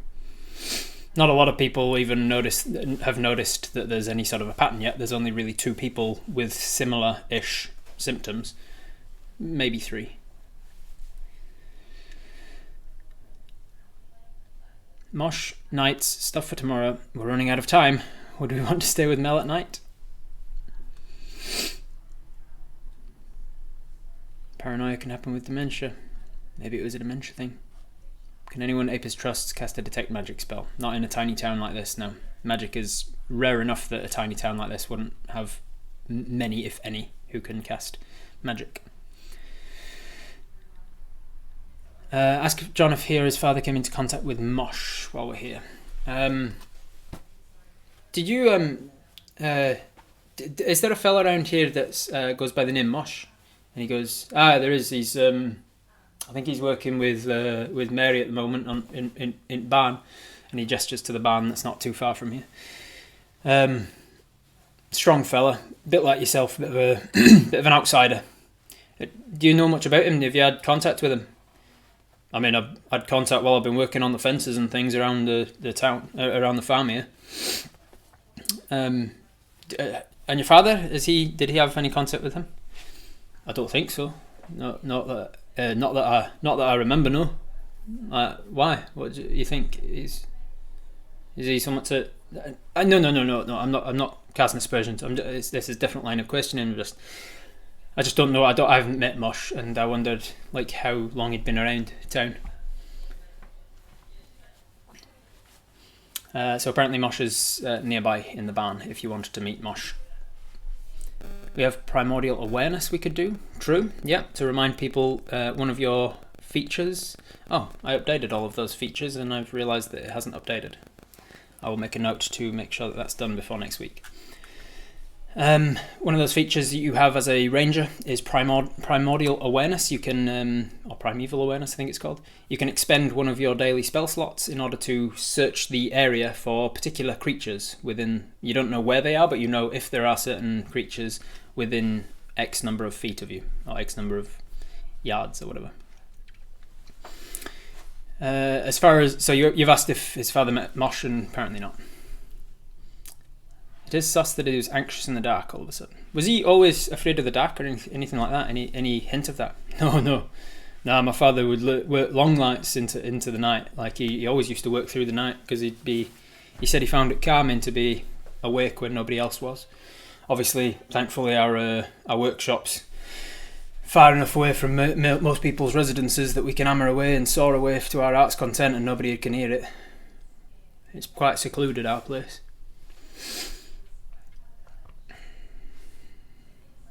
Adriel wants to go back to Mel. Find out about any of the old folks in town. Check up on them. If the mead was staving off their old age, then they might be feeling the same thing. All right. Poll time. Is there anything else that we want to do here on the farm? Because obviously a lot of people are saying they want to go back to Mel. But the reason I'm kind of glossing over that is that obviously you don't want to be coming back and forth an almost 2-hour journey. So you want to do things here before you go somewhere else. So poll. Do we have time to meet Mosh, escort Toria to Edith, and also return to Mel? Yes, you do, Wraith. As I say, it gets dark in about, well, from now it would probably be about an hour and a half's time. Well, sorry, no, it doesn't get dark then. The sun goes down then. So you'd also get like an hour of twilight after the sun goes down. So to get back to Mel would take about an hour and 3/4-ish, 2 hours, let's say, from here. If you went as the crow flies, you can probably do it in an hour and a half. But you'd be cutting through a small portion of the fair woods to do so.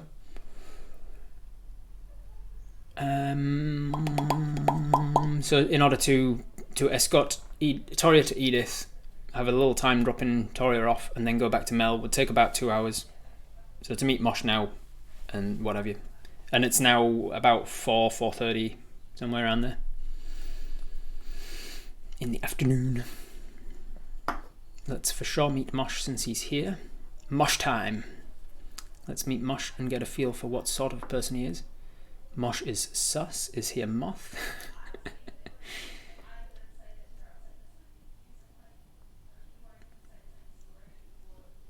Maybe tell him a joke to cheer him up. Sure. If you can tell me a joke that Apis would know, Apkalu, I'll have Apis tell John a joke to cheer him up. Perhaps some evil spirit type sucking people's life force at night, maybe. Mel actually lived here long before she met Apis, correct? She was wounded but is doing very well right now. If we must, we can stay here or in town, though Apis doesn't like town that much. A lot of people saying it's time to meet Mosh. Tell the most awkward joke ever. Knock knock, who's there? Not your dad!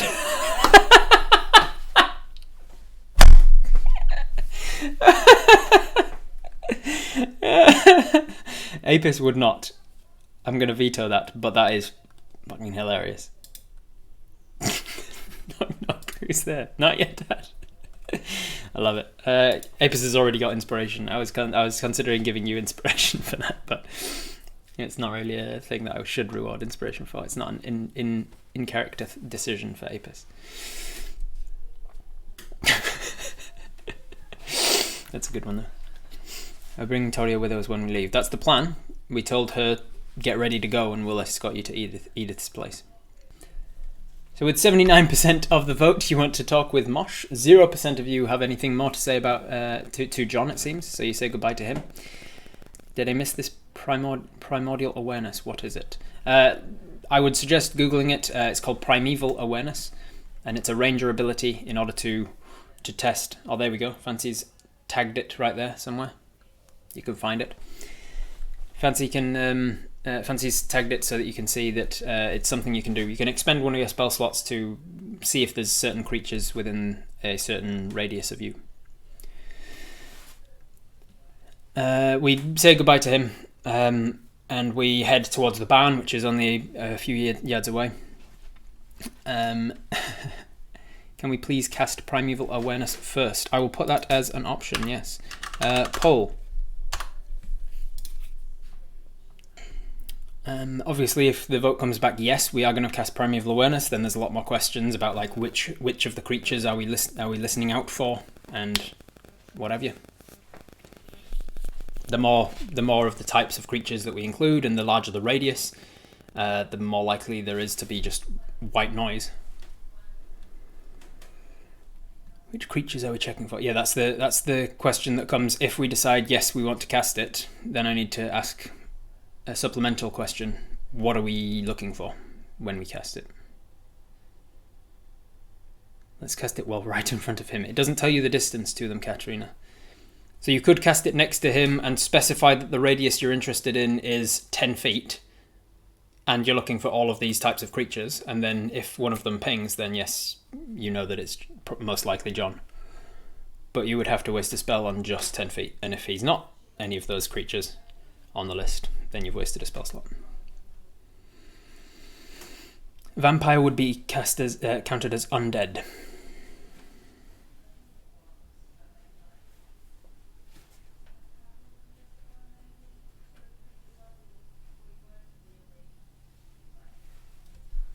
Fiends and undead. Yeah, vampires are classed as undead.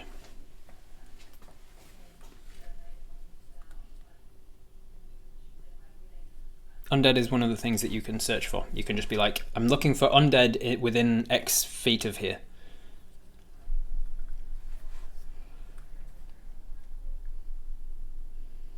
I think we should do an intelligence check, see if we know what makes the most sense.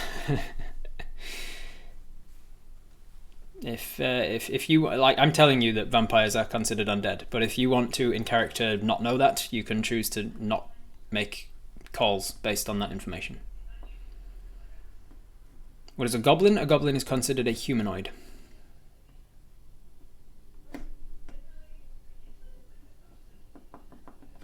Do we have to classify which things we're looking for? Yes. And can we cast it to include Shadridge? Depends. If you're not in your favoured terrain, which is forests, and you are currently not in your favoured terrain, then the radius you can cast to is up to a mile. Do you think Shadridge is more than a mile from the farm, given that it's taken you 45 minutes to walk here?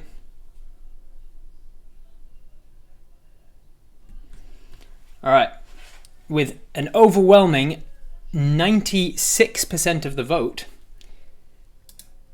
everyone but one person who voted wants to use one of the spell slots of the day to cast Primeval Awareness.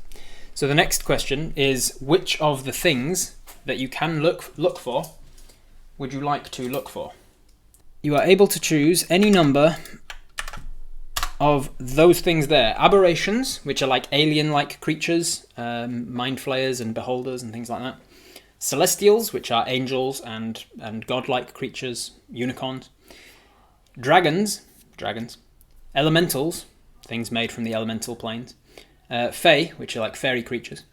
Fiends, things from the lower planes, devils and demons. And undead, things that have returned to life after death. You can choose any number of those things from the list, but the more you choose, the more likelihood that there is some kind of white noise in the results. Because if you say, because you're basically asking, are there aberrations, celestials, dragons, fae, elementals, fae, fiends, or undead within a mile? And the answer comes back, yes. We have 3 spell slots. We haven't used any of them, so this would be using one of our 3 spell slots for the day. So most people, we're in pretty much unanimous decision that we're going to be searching for undead. It's really down to which other ones you would want. Ajo says fae and fiends. Lost Soul says fiends and dragons and aberrations.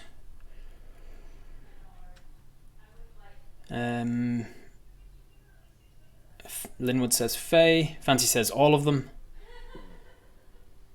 Celestials, dragons and elementals seem way less likely to be what we're looking for. Two Bread Tom says fae, fiends and undead. Fae and fiends, fae and fiends. There's quite a lot of people saying fae and fiends. How many spell slots have we left? We've got 3 spell slots total. And we are not within a mile of Shadridge, so this will just be for the immediate... If we go right up to a mile, that's as far as the limit of our current surroundings will allow us to do. And it will just be the mile around the farm. And whether there are anything here on the farm. You can't search for humanoids, no. Fae, fiends and undead.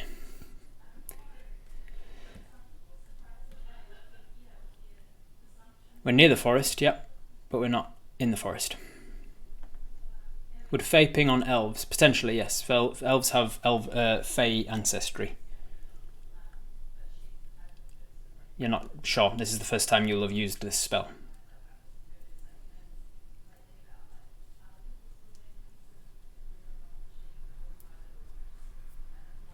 Elves are humanoids. You would know that much. But are they also Fae? You don't know. You haven't used this spell before. Or this ability, I should say. It's not really a spell. We can cast it 2 times. We can cast it 3 times if we want to, right here on this spot, because we've got 3 slots. One of them is being in use right now. A mile is barely back to the village. A mile is way less than back to the village. It took 3/4 of an hour for us to walk here. Over grassland. You can cover way more than a mile in 3/4 of an hour. Fae are part of the problem with Apis, Fae and Fiends. Alright, so it seems most people are saying Fae, Fiends and Undead. I'll put a poll on that says all of them. Fae, Fiends and Undead. Just Undead. I don't know, a couple of other options, and let's see if we can narrow it down. Can we do it when we're closer to Shadridge? Yeah, you can do it again when you're closer to Shadridge.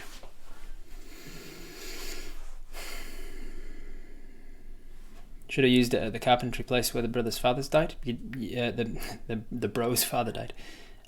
Where John's father died. Yeah, you can also go there if you want. There's still time in the day, I suppose, if you wanted to go all the way to the carpentry place, which is much closer to Shadridge. It's secluded and isolated from Shadridge, which he said was on purpose so that he can stay up into the night banging and sawing. We know that Fae are in the forest. You can just search for everything at the same time. Yeah, you can just choose everything on the list and just be like, I'll search for everything. And then if it pings, you don't necessarily know aberrations are on the you know that one of the things on the list is at least one of the things on the list is in range. People can run a mile in under 4 minutes. Yes.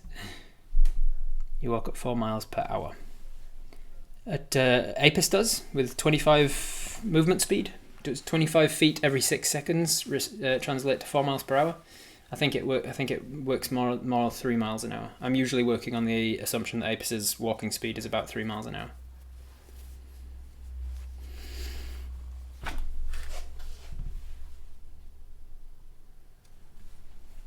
Alright, Apis is really indecisive today. I'm going to have to put this into a poll. So I've included as the options everything. Fae, Fiends and Undead. Fae and Undead. Fiends and Undead. Or just Undead. Those were the things that were coming up most often in the chat, and so those are the ones that I've chosen for the poll. Unfortunately, polls on slobs can only choose 5 options.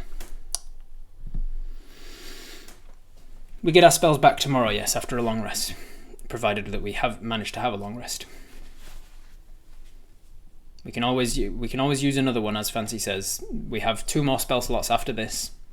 We can do it. We can use this up to 3 times. But we are only looking at the farm and the immediate area surrounding the farm.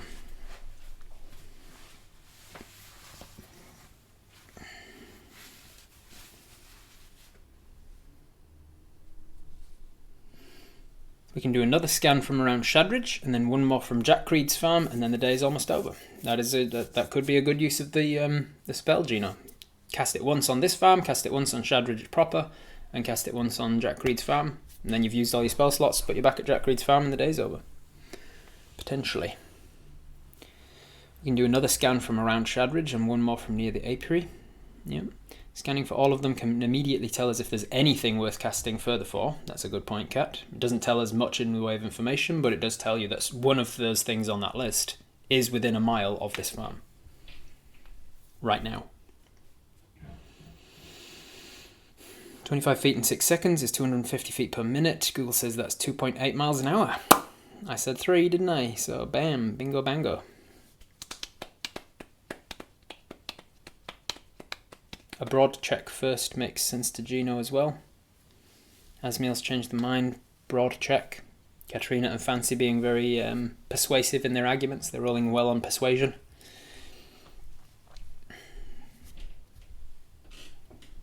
Sounds like a good plan, Rob. Wasn't my plan. It's Gino's plan. I don't make plans for Apis. You guys do. I make plans for the world, much more than you can possibly keep up with. Because what's going on in Shadridge while you're at this farm? And what would have happened at this farm if you didn't come to this farm? What's going on in Fonderg? Oh, Scharfkuschel. What's going on in the Great Expanse? And what are Arachel up to?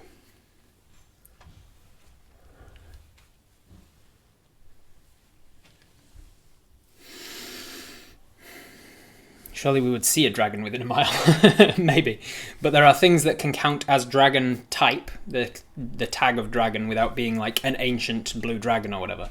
There are fairy dragons and pseudo dragons and young dragons and baby dragons, dragon wormlings and stuff. What's Mel up to right now? Okay, coming up with 52% of the vote, double the votes of the second choice. People have voted to cast this primeval awareness to look specifically for fae, fiends, or undead within X number of feet of this farm. Now the next choice to be made, I'm going to have to come up with some way of streamlining primeval awareness because it's quite a process. You can choose up to a mile from you.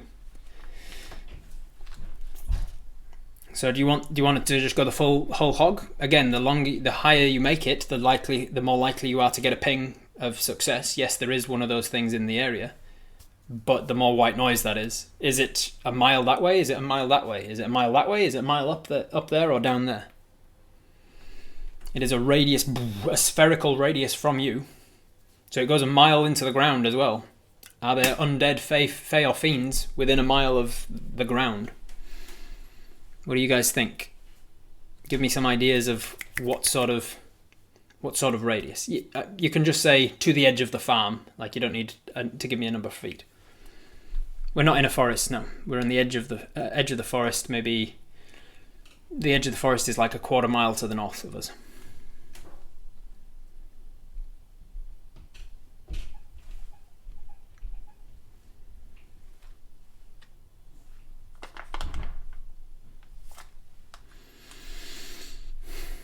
We're doing it to check out Mosh. If you want to just check out Mosh, you can say, I'm just doing it to the edge of the barn. Like you know he's in the barn, or at least you heard he's in the barn. So you can just cast it towards the edge of the barn. The forest is not 3 miles away, it's only like a quarter of a mile to a half a mile. Yeah, that's a good point. The further into the forest you're getting, the more likelihood that you're going to get some white noise. Some false positives.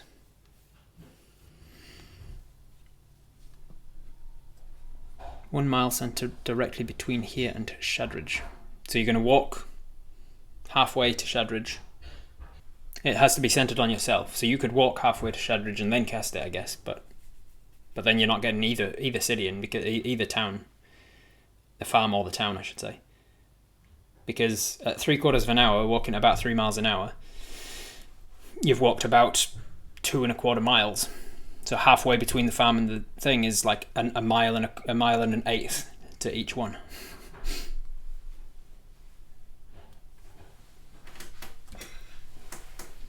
Full radius, mile, edge of the forest.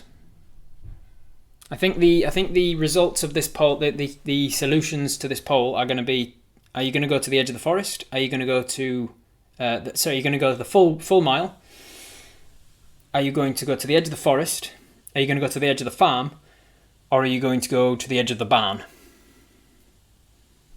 Just so that like you know about Mosh specifically.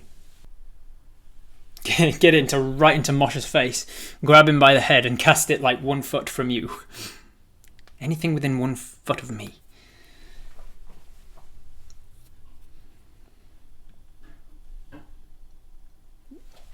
Wraith is saying there's definitely stuff in the forest and we won't know if Mosh is pinging if we get pings from the forest.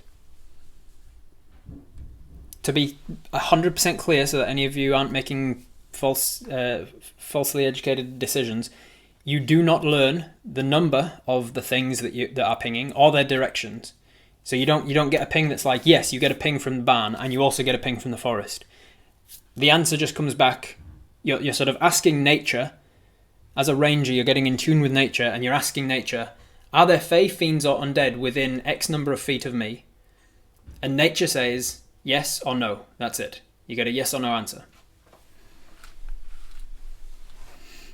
Alright, I'm not seeing any other options being proposed, so I'm going to go with the 4 options that I just proposed. Fancy says the barn, let's rule out Mosh.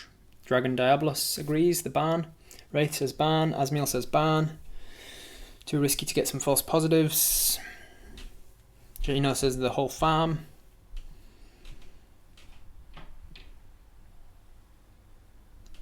If we're testing mosh specifically, I wish even more that we're doing all. Sorry, Katerina, that's the way that the democracy of Apus's hive mind works.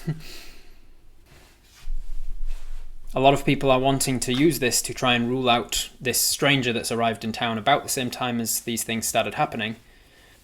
A gentleman, a traveller like yourself, a gentleman by the name of Mosh, and apparently he's currently in the barn, which you have yet to confirm for yourself.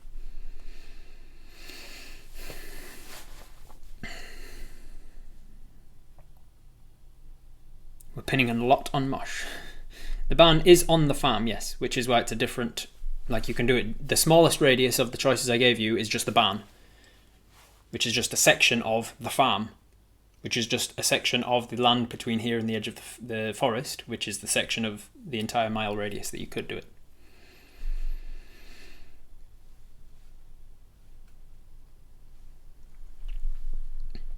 Why don't we just go to talk to Mosh?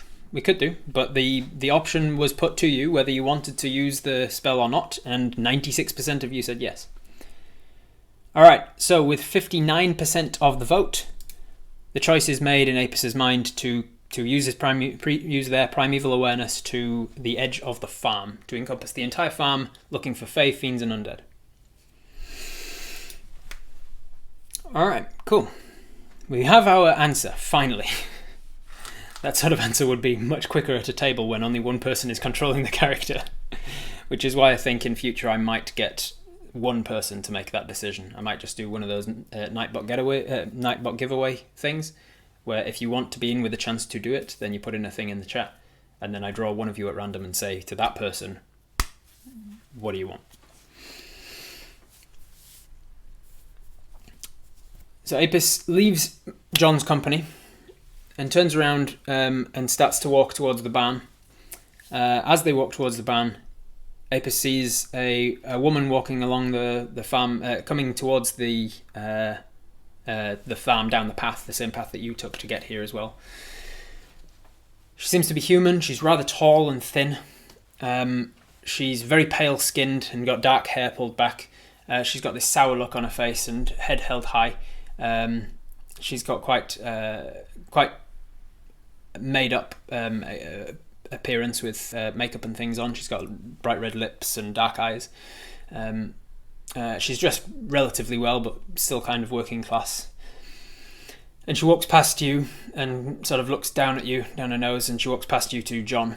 And you're still close enough to John to hear her say, John, darling, what the hell are you doing? You're meant to be finished here a long time ago. I thought you were only fixing the door to the coop. And you hear this and realise that that's probably his wife that he was talking about. And you walk away towards the barn, which is a few yards away. And you get to the front of the barn and you open the doors, and you can see inside this barn is it's quite a large thing. It's enough to house quite a few animals. Off to your immediate right is a large stable. Inside there is enough space for maybe 2 or 3 horses. Currently the horses are not in the stables. You assume that the horses are probably the ones that are currently pulling the plough that Charlotte is using. Off of that stable there's a tiny little pen area for housing one of the horses in a separate location in case they need to separate the horses for whatever reason. Then there's a bit of a gap. Then there's a pen that sticks out quite far almost into the middle of the barn. And it's got... Would they be out currently? No, they're still inside because the fences aren't finished being fixed yet. You can see there are 4 cattle. There are 4 cows that are in that large pen within the barn. It probably has enough room to house maybe... You could probably comfortably look after maybe 7 or 8 cattle in that particular sized pen, but they've got a lot of room. Then across down the far end, in the far corner of the right hand side of the barn, there is a large pile of hay and lots of hay bales. Then across the other corner there is a pen that is exceedingly smaller than the cow one, and you can see that there's only one ram in there that seems to be a recently shorn ram. Looks like quite a large sheep to begin with, and there's no other sheep in the pen with it. The next one along, it seems like it's a makeshift pen that has been cobbled together with like pieces of wood and like there's like what are they called? Use your words. There are pallets that have been pushed upright and then nailed together to create a very quick makeshift pen, which you can't really see in because of the height of it and the height of you as a dwarf. But you can hear moving around inside. There are clucking chickens moving around and pecking and things. And finally, in the corner, as you walked in on your left-hand side, there are a bunch of water barrels and food troughs and things standing up on their edge and empty. Just general accoutrement that you would need to feed animals with, as well as hanging on the wall beside it a bunch of farming tools like hoes and rakes and pitchforks and things. And there is a ladder up into a hayloft above. You see that you can hear the chickens because standing by the chickens is a human woman. You recognise her as Mary Colton, one of the ones that have that owns this farm, owns and runs. And she's currently throwing seed into the chickens, and she's talking over her right shoulder, away from you, down to the further end of the barn, to a gentleman who is pulling some of this hay with a pitchfork up into a wheelbarrow. He seems to be a big fella, quite stocky. He's dressed not too dissimilar to how I'm sitting with my shoulders on my sunburn today. He's got this leather armour on, and a cap that's kind of like a soft leather cap that just keeps his hair back. And he's working hard and talking to her. He sees the door open. As soon as you see him, you recognise that this guy you don't know is probably Mosh, and he probably still is here. And at that moment, Apis thinks, is this a coincidence that these people are dying and feeling weak around the same time as this stranger appeared, this traveller from distant lands? I've heard lots of stories. I know stories about Fae. Apis immediately goes into a regressive mode of remembering childhood stories being told to you and read to you by your mother, who used to love reading not only children's stories, but specifically fairy stories.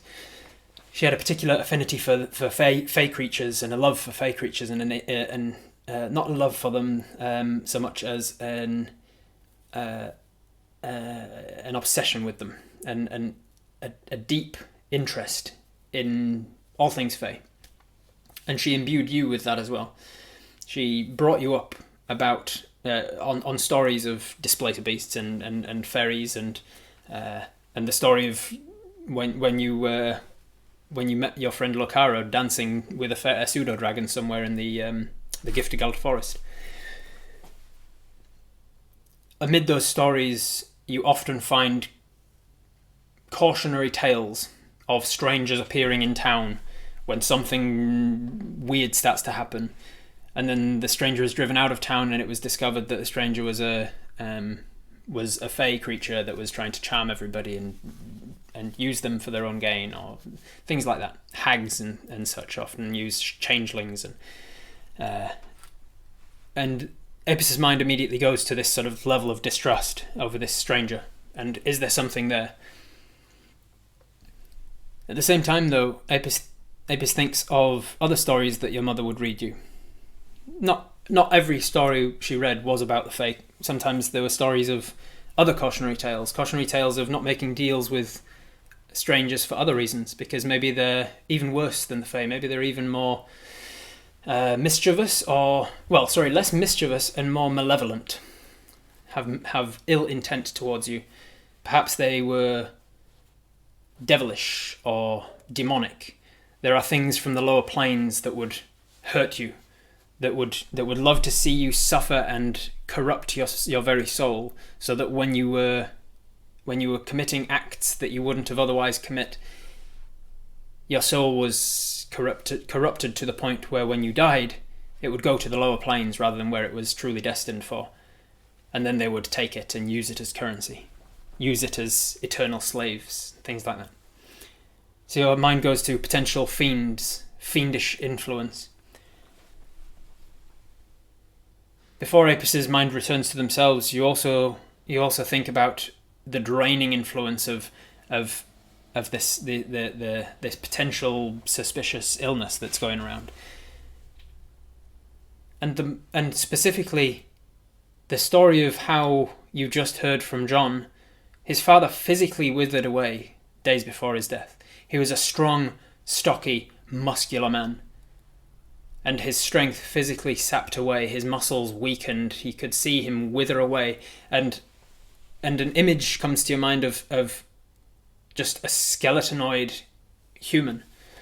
Apis has probably seen skeletons in his life. Being a hunter, even from a child, you've spent a lot of time alone in a forest where if somebody was to have died, they would have been picked clean by the native wildlife.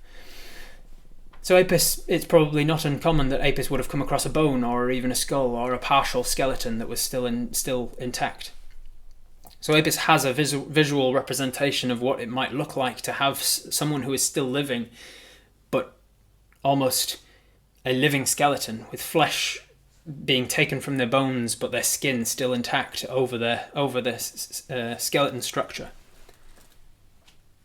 These three things, this fey influence, this fiendish influence, and the undead influence, all come to Apis in the same moment as this deep connection to the land that they are standing on by the front door of this barn suddenly overtakes Apis.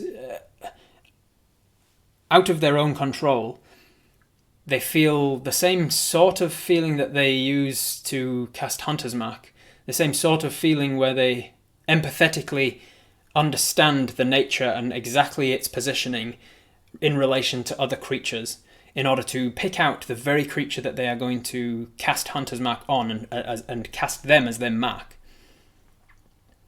The same sort of feeling happens with this deep connection to nature. But for a very split moment, it is not just one creature that you're focused on and the immediate surroundings of them, but it is yourself that you're focused on and the immediate surroundings around you. All of the nature. You feel like the wood in the door of the barn that your hand is on. You feel every fibre of its grain, and the fact that it was once a living tree that was chopped down and created into planks that made this door. You feel the grass that your feet are displacing just by the weight of you standing on it, and almost groaning under your weight these living species of plant beneath your feet. You feel the overwhelming awareness of the bestial life that is ahead of you. You see at least 1, 2, 3, 4, and however many chickens are in that coop, all within your sphere of influence. You also feel 2 humanoid life forms within your sphere of influence, immediately in front of you. You feel the wood of the barn seeping, the same sort of granular texture of the wood and how it came from the trees. It seeps down the sides of the barn and towards the back, and then it stops. And your sphere of influence only encompasses from you to the edge of the barn and the same radius behind you. You do not feel the influence of the 2 humans that are a little ways out of that range, John and presumably his wife. But all of these sensations that Apis would feel when told stories about the Fae, the fiends, and undead growing up, you would feel differently relating to which story your mother was telling. You were horrified and scared when told a horror story relating to undead. You felt scared in a different manner, anxious and forewarned when told stories about the fiends and the things that live below. And you would feel a sense of excitement, danger and excitement, an adrenaline rush of sorts when told stories about the Fae. And the very different way that you feel about these different creatures, you don't feel it here.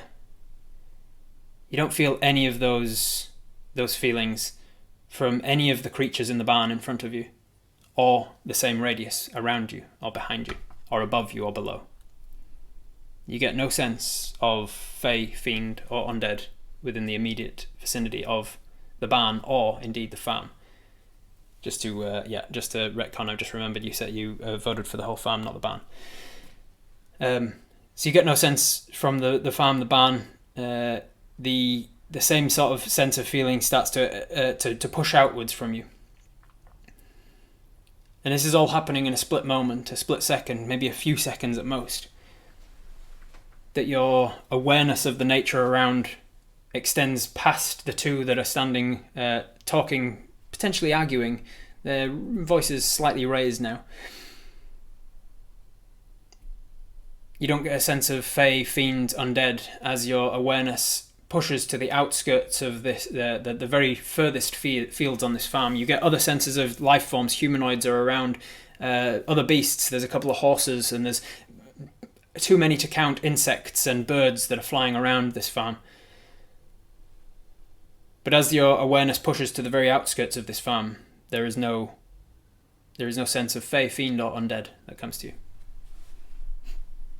Your awareness suddenly, like a balloon reaching its limits, it pops and your awareness rushes back in, back to yourself. You take a bit of a breath, which alerts Mary to your presence, and she turns around. Apis! Hey, you made it! You're alive! It's great to see you! What do you do?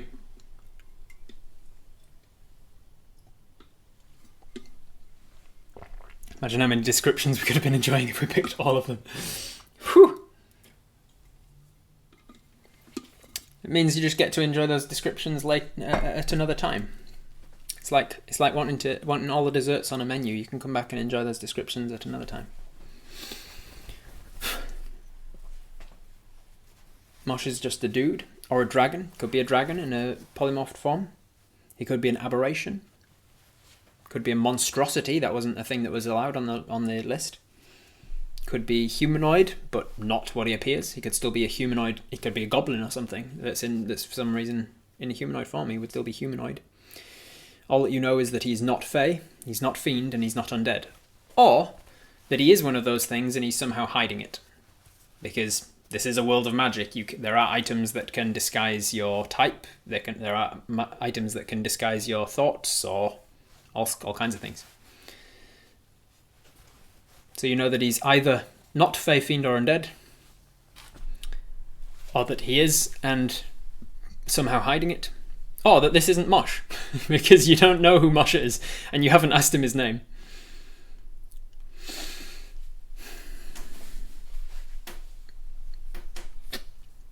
What's up, Mary? Yeah. How you doing, Mary? I'm doing great. Well, I've been better, but I'm doing fine, all things considered.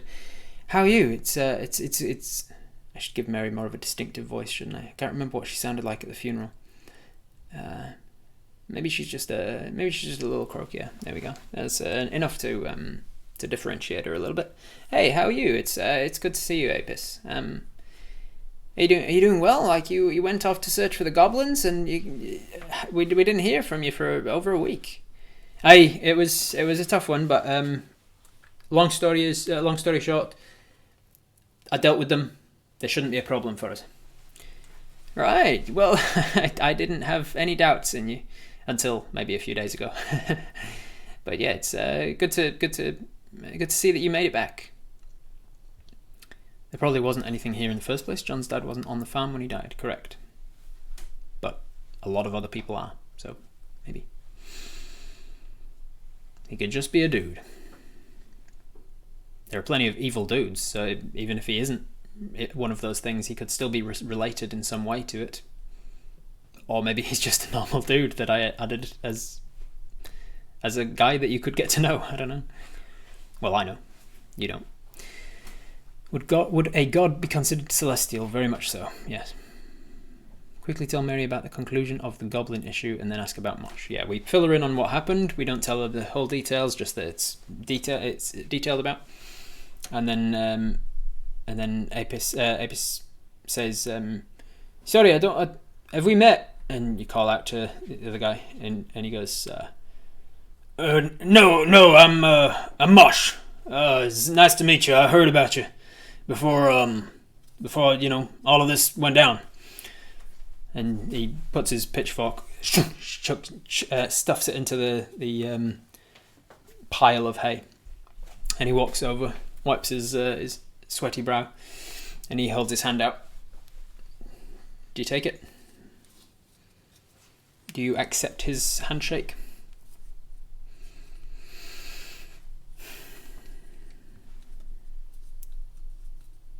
Explain yourself, Mosh! We immediately go into interrogation mode.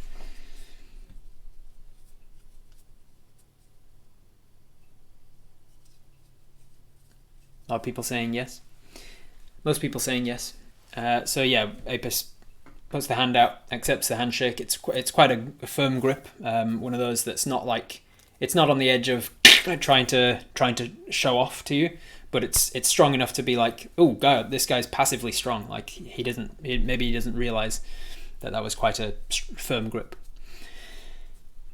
May I ask who was that Edith? Edith is the apothecarist or the apothecary, if I want to use the horrible correct word, who runs the apothecarist shop in Shadridge. She's an elderly woman, human, and she is complaining about feeling very old lately, the last couple of days.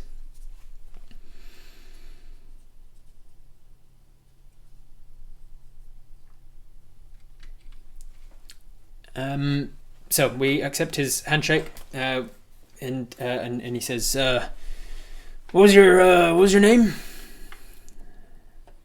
Do we tell him our real name, given that Mary just said it? He might have missed it, or we may be able to convince him that we go by another name these days.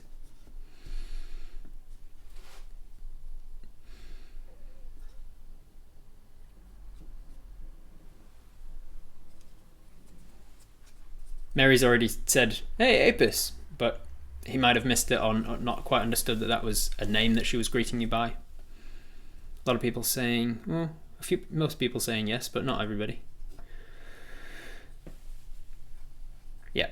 All right. So we say, yes, Apis is my name, and then he lets go of the handshake, or goes to. And one person wanted to keep on, so Apis held the handshake a little longer, but most of the synapses didn't agree with that, so let's go with the handshake. Well, it's good to have you around, and I hear you dealt with the goblins. That's impressive. I mean, you best earn that bounty that's been around town. I heard there was some posters about. I've already spoken with the mayor about it. Where are you from?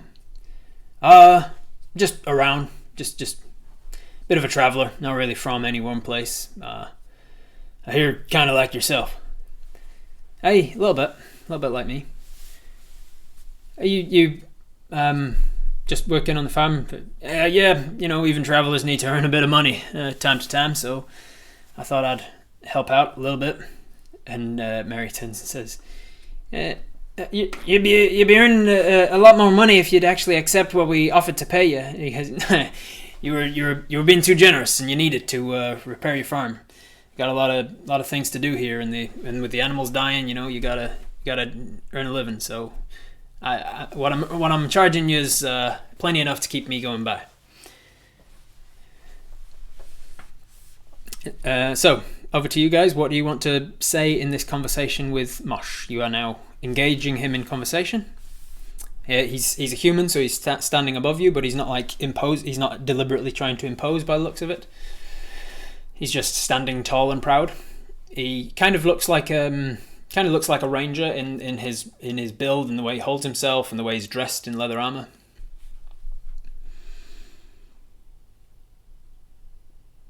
You notice that his leather armor is probably easier to apply than yours, because he seems to have buttons that are down the side, poppers almost down the side of his leather armor.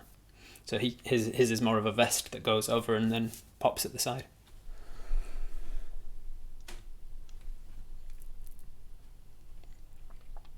We only lie to good people, like the Knights of Kavasna back in episode 3, yeah. Press them for details. Animals are dying, question mark? Animals dying, yeah. Say, wait, yeah, animals are dying. Well, that's what I heard. And Mary says, yeah, it's it's nothing you really need to worry about, Apis. It's just, we've had a hard winter, is all. Ajo noticed the lack of animals earlier. You mean I've said something and then come back to it, Ajo? What? Rob sets something up and then subtly brings it back into conversation later. What? Roll initiative? Should we just roll initiative? Just attack this guy straight up? Bring out our longsword? Stab him in the face? Plain a warrior?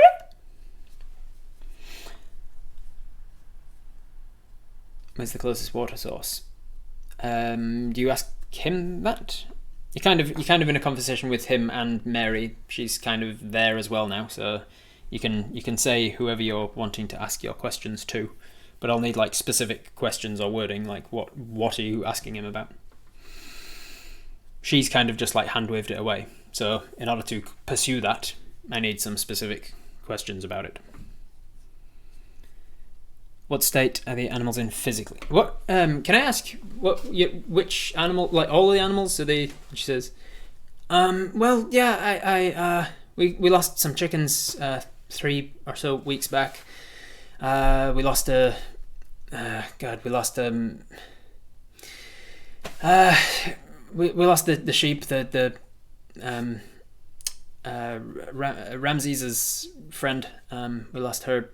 She about earlier this week, maybe about a week ago. And then we've lost a couple of cows. We lost a cow about, I don't know, 3 weeks ago, something like that. What state? Can I ask what state they were in, like physically? Sure. Well, the chickens, we literally lost them. We didn't know, like somebody broke into the coop and stole them. I think we lost 3 chickens then. And then Rex actually came back with one of them, like a couple of days later, and it was like drained of blood. It was strangely like it had been eaten. It's like it had been eaten by forest animals, but not by whatever broke. Like I don't know what there was. It wasn't like. It's like smaller animals, like birds and insects had eaten it, but the weird thing is that it was just drained of blood, like it had clearly had its throat slit and drained. But I don't know. It was weird. We didn't find the other 2 that went missing, so obviously somewhere went into the forest. And then what's a good name for a sheep? I'm trying to think of one off the top of my head and I can't. Ramses is the name of the ram. What's the name of the sheep that could have gone missing? I can't think of a good pun for a sheep at this stage. All I can think of is Sean. Sean the sheep. Shirley. There we go. Thank you, Wraith. Shirley. And then Shirley went missing as well, like about earlier this week. There was signs that she was taken. We think it was some kind of large forest animal. There's been a fox that's been around for a while. It's a bit of a weird creature. Seems to be larger than most foxes. We've only seen it a couple of times over the last year or so, but it's been around. I think it might have been that took Shirley. There was definitely blood around the scene. It wasn't the same as when the chickens went missing a few weeks before. The chickens went missing and just it was clear that somebody had smashed it up. We've got John out there at the moment fixing it up.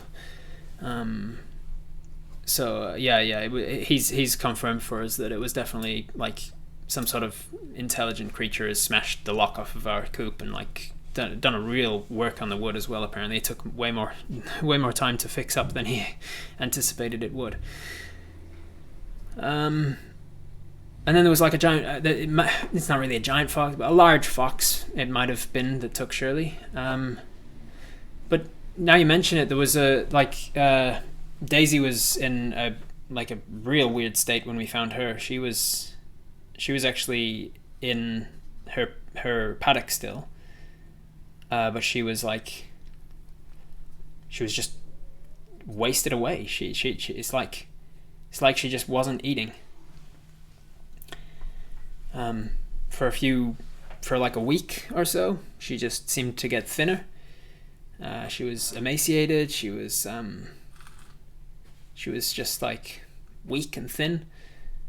She just lost all of the meat on her. So by the time we found her and she'd actually died, she was worthless. We couldn't sell her to the butcher at all. And we fed her every day. We gave her the food. But obviously the other cows were gonna eat it, I guess, because there was none left by the time we came back to it in the morning. No, I don't know. So it was weird, but the other cows are fine, and thankfully we're all good with the rest of things now.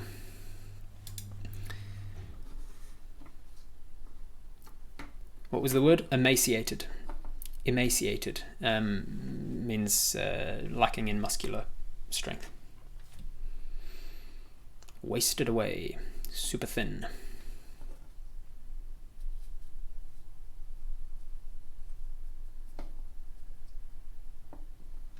So that's what she said when you asked her the physicality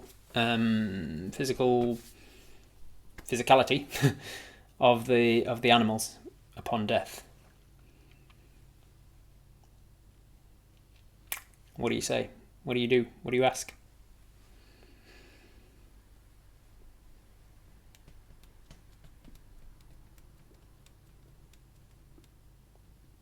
Would you mind making sure you let me know if any more animals go missing? We can search very well for tracks if I don't blow my own horn too much or my own pine pipes. So I'll gladly help track anything that has gone missing, and I would be really interested to know where they've gone. And then say to Mosh, so also I heard you have offered to be a bodyguard for Toria. That's very nice of you. And he goes, she needs the help. She's a lovely young lady and needs help setting up the farm. So I'm happy to help, happy to offer my services before I move on. I feel like I'm destined to be around to, I try to be helpful wherever I'm around. So, help out where I can. How long has this been happening, and how long has Dudeface McGee been there? Mosh is his name. So she said that the chickens were stolen about 3 weeks ago with a broken coop. She said that the cow had died maybe 2 to 3 weeks ago. And the sheep was killed and dragged away about a week ago. It was earlier this week.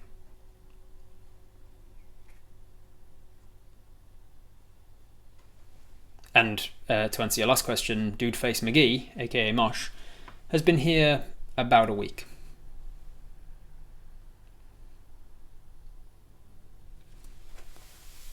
Tom says, I vote we leave it there and go visit the knights. Abkalu says, we take blood samples to send to the lab. If only we had a lab. We run away to the town to find out that more people are suffering there. Maybe. Jay Spates would like to investigate the carcasses. Do you still have the carcasses? And she says, well, we don't have the chickens because the 2 of them that went missing we never recovered, and the one that Rex brought back for us, well, we ate it. It was already drained of blood, and we cut off the bits that the forest animals had eaten, but waste not, want not, especially in a time like this. And then obviously Shirley we never got back either.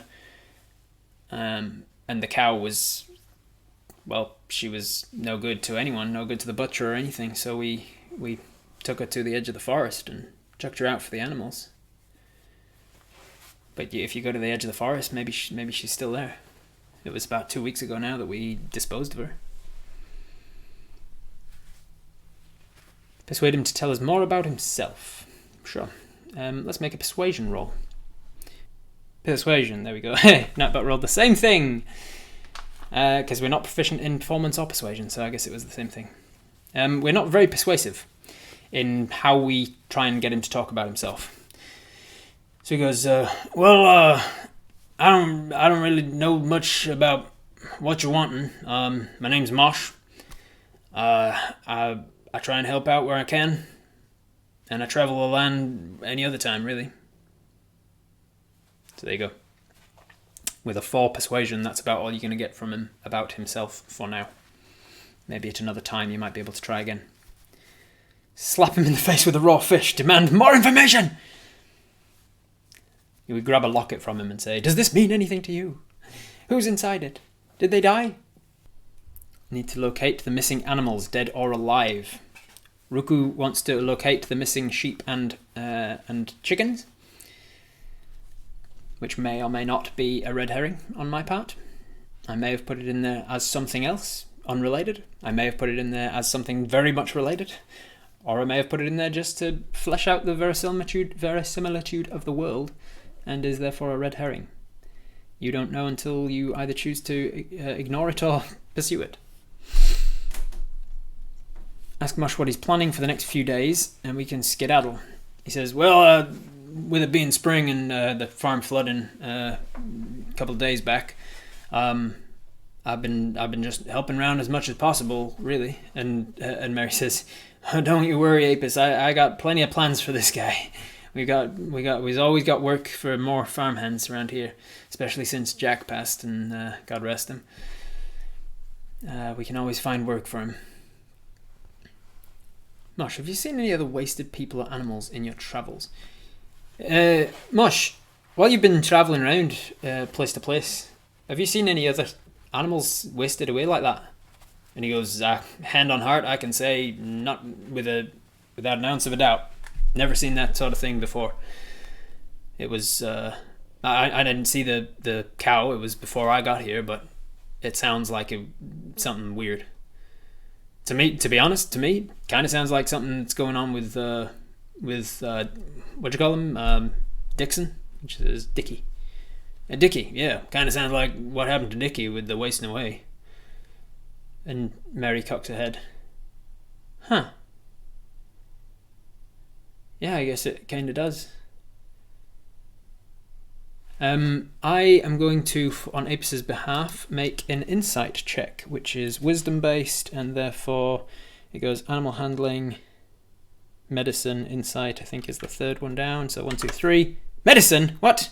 Medicine would be before insight, idiot. Learn how an alphabet works. Insight, there it is. Boom.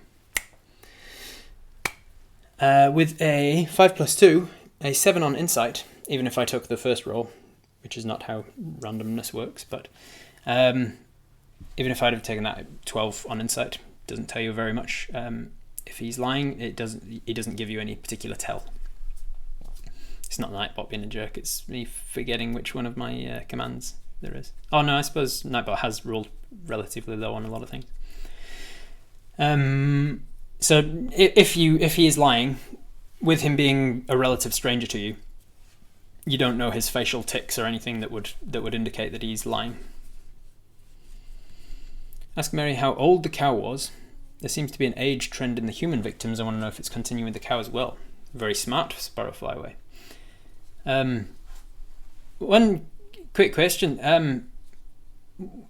Dickie was quite old, wasn't he? And she says, yeah, it was getting on. Was your cow quite old, the one that died? Daisy, was it? No, she was spring chicken. She was one of the stronger cows that we had, actually. She was quite young, and she wasn't the youngest, but I think there was, I can't remember the order of them all now, it's been a while, but she had another few years in her before she was destined to go off to the butchers. Apparently not then. Tell Mary about Toria going off to learn from Edith for a couple of days. Good idea. By the way, I bumped into Toria. I came to your farm today to tell you the news about the goblins and to catch up with Toria, tell her the news. I, on the same sort of line, the track of this wasting away sort of things. Have you spoken to Edith lately? She says, no. Why? she's feeling kind of the same thing. And I don't want to worry anyone, but I'm kind of worried that she's counting down the days. And she certainly feels like she is as well. I was speaking to her just earlier today, and she is not feeling the greatest about her own mortality. Oh, I'm so sorry to hear that. And she's feeling weak as well. Yeah. On that note, I was asking her if there was anyone that she could pass her knowledge on to. She seemed disappointed that she had all this accumulated knowledge over a lifetime, and nobody was there to take it. And Mary says, "Yeah, don't get me started about that." It's frankly selfish in my opinion, but Charlie says I shouldn't badmouth, especially when she's around the farm. Yeah, I don't know. And you say, well, I was talking to Toria about her brewing skills, and potentially she seems really interested in potentially talking to Edith about like how to brew potions and stuff, and maybe being and it kind of works on two levels, because not only does Edith get to pass on knowledge to someone should she pass away, but also should she pass away, she's got company for the last few days of her life, and Toria seems like a pleasant enough, and she says, oh, she is, she's been a really wonderful farmhand. I think that's a wonderful idea, actually. Is she around? I should tell her that she can do that. And she said, and you say, I actually suggested that she ask you for the next couple of days off, and I'm going to walk her back to Shadridge. And she says, yeah, absolutely. Tell her she's got my blessing. I can run it by Charlotte, and I can tell Charlie will agree with me. Toria is a wonderful young woman. She's got a lot of promise, and she definitely will be the sort of person that Edith would take to really well. And her skills with brewing, if nothing else, I think we could have a very talented brewer on our hands. So Toria has Mary's approval to her blessing to leave immediately if necessary. Devil's in the detail. I vote we ask Mosh to look into the dead creatures for us and report back to us in Shadridge. All right, we say so. Mosh, would you mind if you do travel and you continue traveling on, if you come across any more of these dead creatures? Oh no, you were not talking about the wasted away ones, right? You were talking about the ones that are missing. Is that what you mean? I think that's what you mean. If you find the dead creatures that are missing, like, are you good with tracking? He says, I'm okay with it. If you could, like if you find some time, it would be great to know what happened to the chickens and the especially Shirley, if she wasn't, she was, the sheep was killed earlier this week, you say, right? And Mary says, yeah, that's right. And as Mary says that, I am going to, what was it? Oh, 19.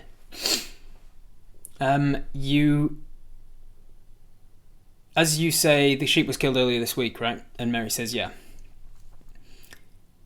Out of the corner of your eye, you sway, well, out of the top corner of your eye, because he's so much taller than you as a human, you swear you see his eyes get a little shifty, just to the side. You're not sure if you saw it or not, because when you kind of glance his way, he looks fine again. There's nothing happening. But just for a split second, when you mentioned Shirley dying earlier this week, you saw a little glimpse of, like, maybe there was something there.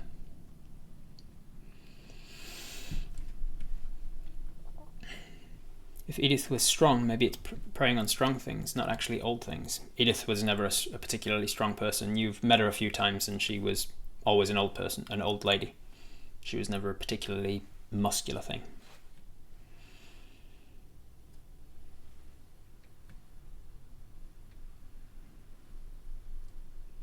The victims started small, chickens, and then sheep, and then cows, and then humans.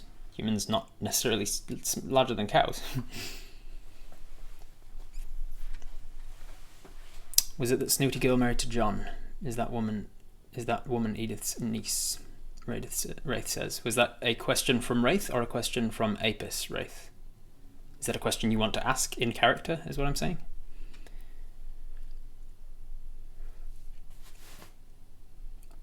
Only the cow was wasted away, none of the other animals. The chicken was drained of blood and left to be eaten by forest animals. And you never saw the states of the other animals. Do we inform the knights and ask them to team up? On my behalf, that was enough chatting. Would go back to Toria and then back to Edith, says Asmiel.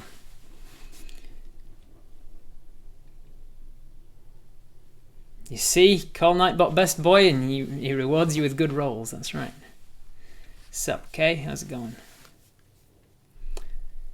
So have you had any mutton recently, Mosh? She was always an old lady. No, for all the time that you've known her, she was an old lady. Picking on animals and old people is a way to avoid notice. Potentially, yeah. Ask if you can talk with you in private. That was a question from Wraith, not as Apis. Okay. I'd mention that we consider now to stay with Edith, especially overnight, to look after her while Mosh is able to hear it. I would mention that we consider now to stay with Edith. Yeah. So as the Asmiel side of Apis' brain takes control of the language center for a second and says, I'm considering that I'll take Toria to Edith's place to give her some company, and I might actually stay there myself. I need a place to stay while I'm in town. I was considering going back to Jack Creed's farm, but it's a bit of a long walk, and Edith could use the company, and I wouldn't mind being around in case things happen. Loud enough to, obviously, the guy standing right there, he's definitely in the conversation and would hear it. So you've made it clear that someone will be with Edith tonight, maybe even 2 people. You like the line of thinking that potential curses moving from easier targets to older humans. This doesn't sound good, Gino says. Mary didn't want to badmouth Edith's niece. Wraith was curious that she was John's snooty wife. Correct. But you didn't say that as Apis. That's not a thing you're saying as Apis, right? I don't think it's a curse. I think it's a being, says Fancy. Something is feeding on the strength and life force of the animals and elderly, Katerina says. I've been back and forth a bit. Didn't Mosh say earlier that there would be more work around the farm? If animals are dying, you'd think there would be less work. Mosh has said that there's plenty of work on a farm that he can do. And he said even with the animals disappearing, like there's plenty of work to do on a farm.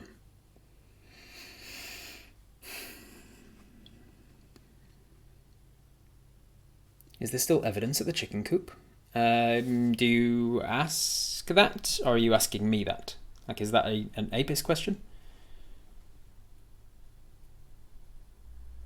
Because if you're asking the DM's not going to answer a question like that. You can go to the chicken coop and ask and ascertain for yourself if there's still evidence there. Was Dickie alone in the last days of his life? Katerina says as Apis. Was Dickie alone in the last days of his life? And she says, I think so. John, he lives at the carpentry shop with John, so he wouldn't have been alone. But maybe when he wouldn't sleep in the same room. So it depends exactly what level of alone you're meaning, really. Perhaps old people because it's not so sus if they're dying. Maybe. Ask him about farm stuff to see if we can catch him in a lie.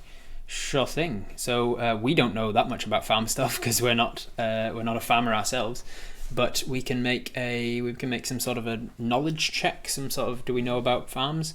Would that be Arcana, history? I think I'll just make a general intelligence check, which I'll just make a history check. It doesn't really make a difference too much. With an 8, we don't really think we try to we have that idea to be like, I'll ask Mosh something about a farm to try and catch him in a lie, but then we're like, I don't know enough about farms to ask him a question about farms to see if he's lying. When do cows hibernate? So unfortunately that line of that idea is a good idea, but Apis doesn't know enough about farms to pull it off. Can we tell what broke the chicken coop by the damage that it made? if that's a line of interrogation that you want to go down, you could go to the chicken coop. You can go back to the chicken coop where John and the woman are talking, and ask him about the damage done to the chicken coop, which he is all but finished now, all but finished repairing. No worries, Asmiel. Thank you for popping by. Good to see you. Rex is for sure a dog, right? Says Gino. You haven't asked, but we can safely assume that it is a dog until proven otherwise. Dog until proven otherwise. They took down one of their own, and now they're taking on more and more powerful adversaries. Maybe. There's just a pair of enormous muscular chickens in the forest. Why would someone steal chickens, cut their throats, and leave them? What a waste of chicken.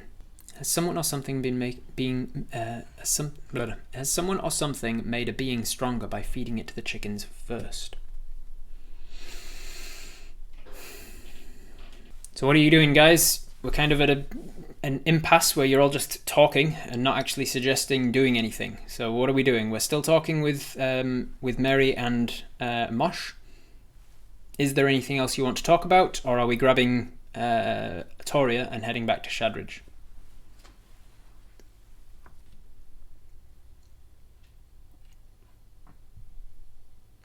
Can we find a cute, friendly critter in the area to charm and learn what is going on around here? Chicken blood makes a nice low-level life sacrifice in rituals, I guess. It's like Chicken Run.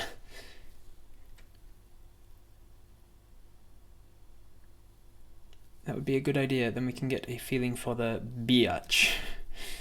Can we get Toria to go back to Edith? It's getting late now. Take our leave from these two, say a few people. It's now probably close to 5 o'clock, maybe 4:30, 5 o'clock. You feeling tired, Mary? She says, I am, but no more so than usual, if that's what you mean. I'm always tired, Apis. I run a farm. You sort of laughing. Aye, it must be tiring.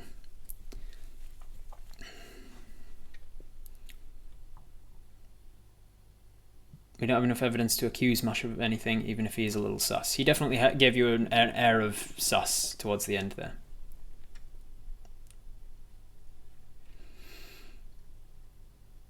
Consult your lucky horseshoe. The lucky horseshoe gives a reroll. So once per day, if Nightbot rolls something really crap for us, we can just be like, lucky horseshoe. And it has to be like an almost consensus among the chat before we can use it. And it's once per day. It recovers on a dawn. Is there still something to be discovered in the barn? Strange tracks, blood splatter, bite marks on the animals. You ask, was there anything on the other animals that were left behind?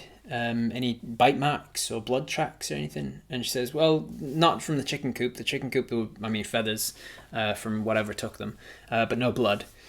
And Shirley was taken out in the field, and there was definitely blood. That's why we think it was an animal. That's why we think it was the fox again. There was definitely blood. There was definitely other animal tracks. We're not good at tracking, but we can see that the blood went towards the forest. And then the cows, nothing on any of the cows. And the horses are fine as well. So nothing to be discovered there. We've sowed doubt and suspicion in her mind. Yep.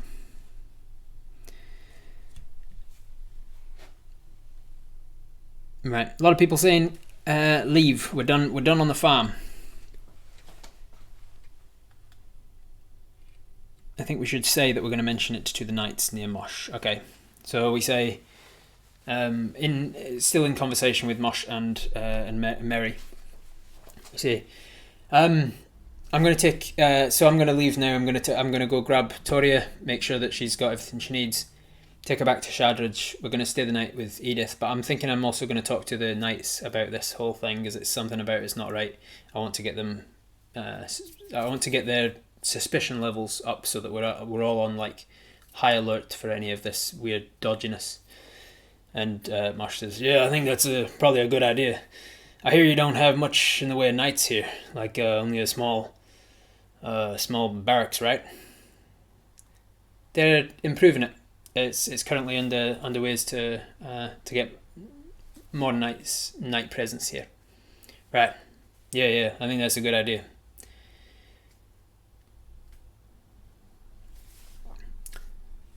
So we said that in his leave, is that in his presence.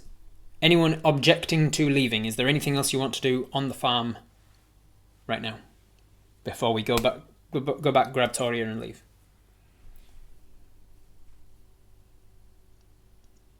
You good with that? Everyone good? We should leave. Put up a yes, or put up a no. We should not leave. Yes, we should leave. No, we should not. Play the panpipes. Everybody leaves. Everybody leaves the farm.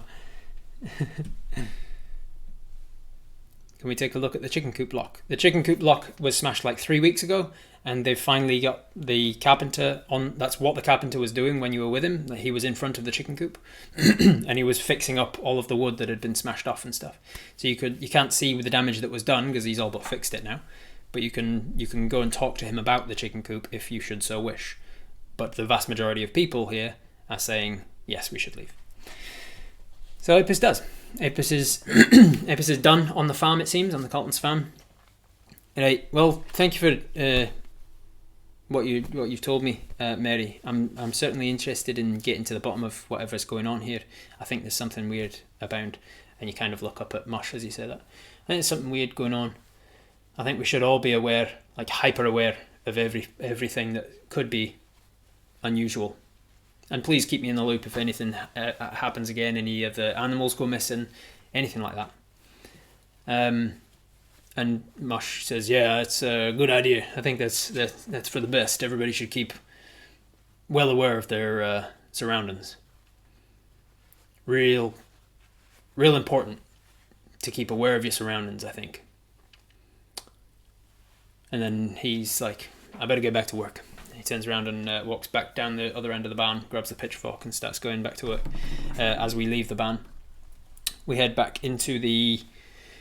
we go back into the insight or perception or whatever to see if we can discern Mosh's reaction to the idea. Sure thing, why not? 3, 2, 1. Insight is this one. Bam, got it right first time. An 8. We don't read anything with an 8 that we didn't pick up passively. We're kind of sus on him for reasons of our own interest, but nothing new. A lot of old mods in the woods feeding on a fancy. Yeah. It was worth a shot for sure. Two Bread Tom really wants to use that reroll. Anybody else in agreement? Reroll, use the horseshoe on that insight check. To see how he reacted to the suggestion of the knights. No. A couple of people saying no. Most people saying no, don't use it. It's not really a critical roll. So Apis walks out of the barn, says farewell to Mary. Turns to see that the woman who was here is no longer here. And you look ahead and you can see her retreating off towards Shadridge with her back towards you. She's like leaving the farm. And the carpenter's still working away on something. You can see he's now putting something up into the chicken coop, and he's hammering it in with nails. He seems to have created a new door for it. We leave them. We head the short walk to the farmhouse proper, and we knock and let ourselves in. Toria, you good? And she comes back downstairs with a small suitcase, a small travel case, and she says, yes, I'm here. I haven't had a chance to actually speak to... And you say, I've spoken to Mary. She's 100% on board with the idea of you staying with Edith for a few days, just because she thinks you'd be perfect for her. And she says, oh, excellent. Well, I'm ready to go when you are then. And you say, right, well, let's hit the road, Jack. And don't you come back. No more. And so she leaves with you, and you start to head off back towards Shadridge. And when you get close enough to make out detail of the town, we'll pick up there next time.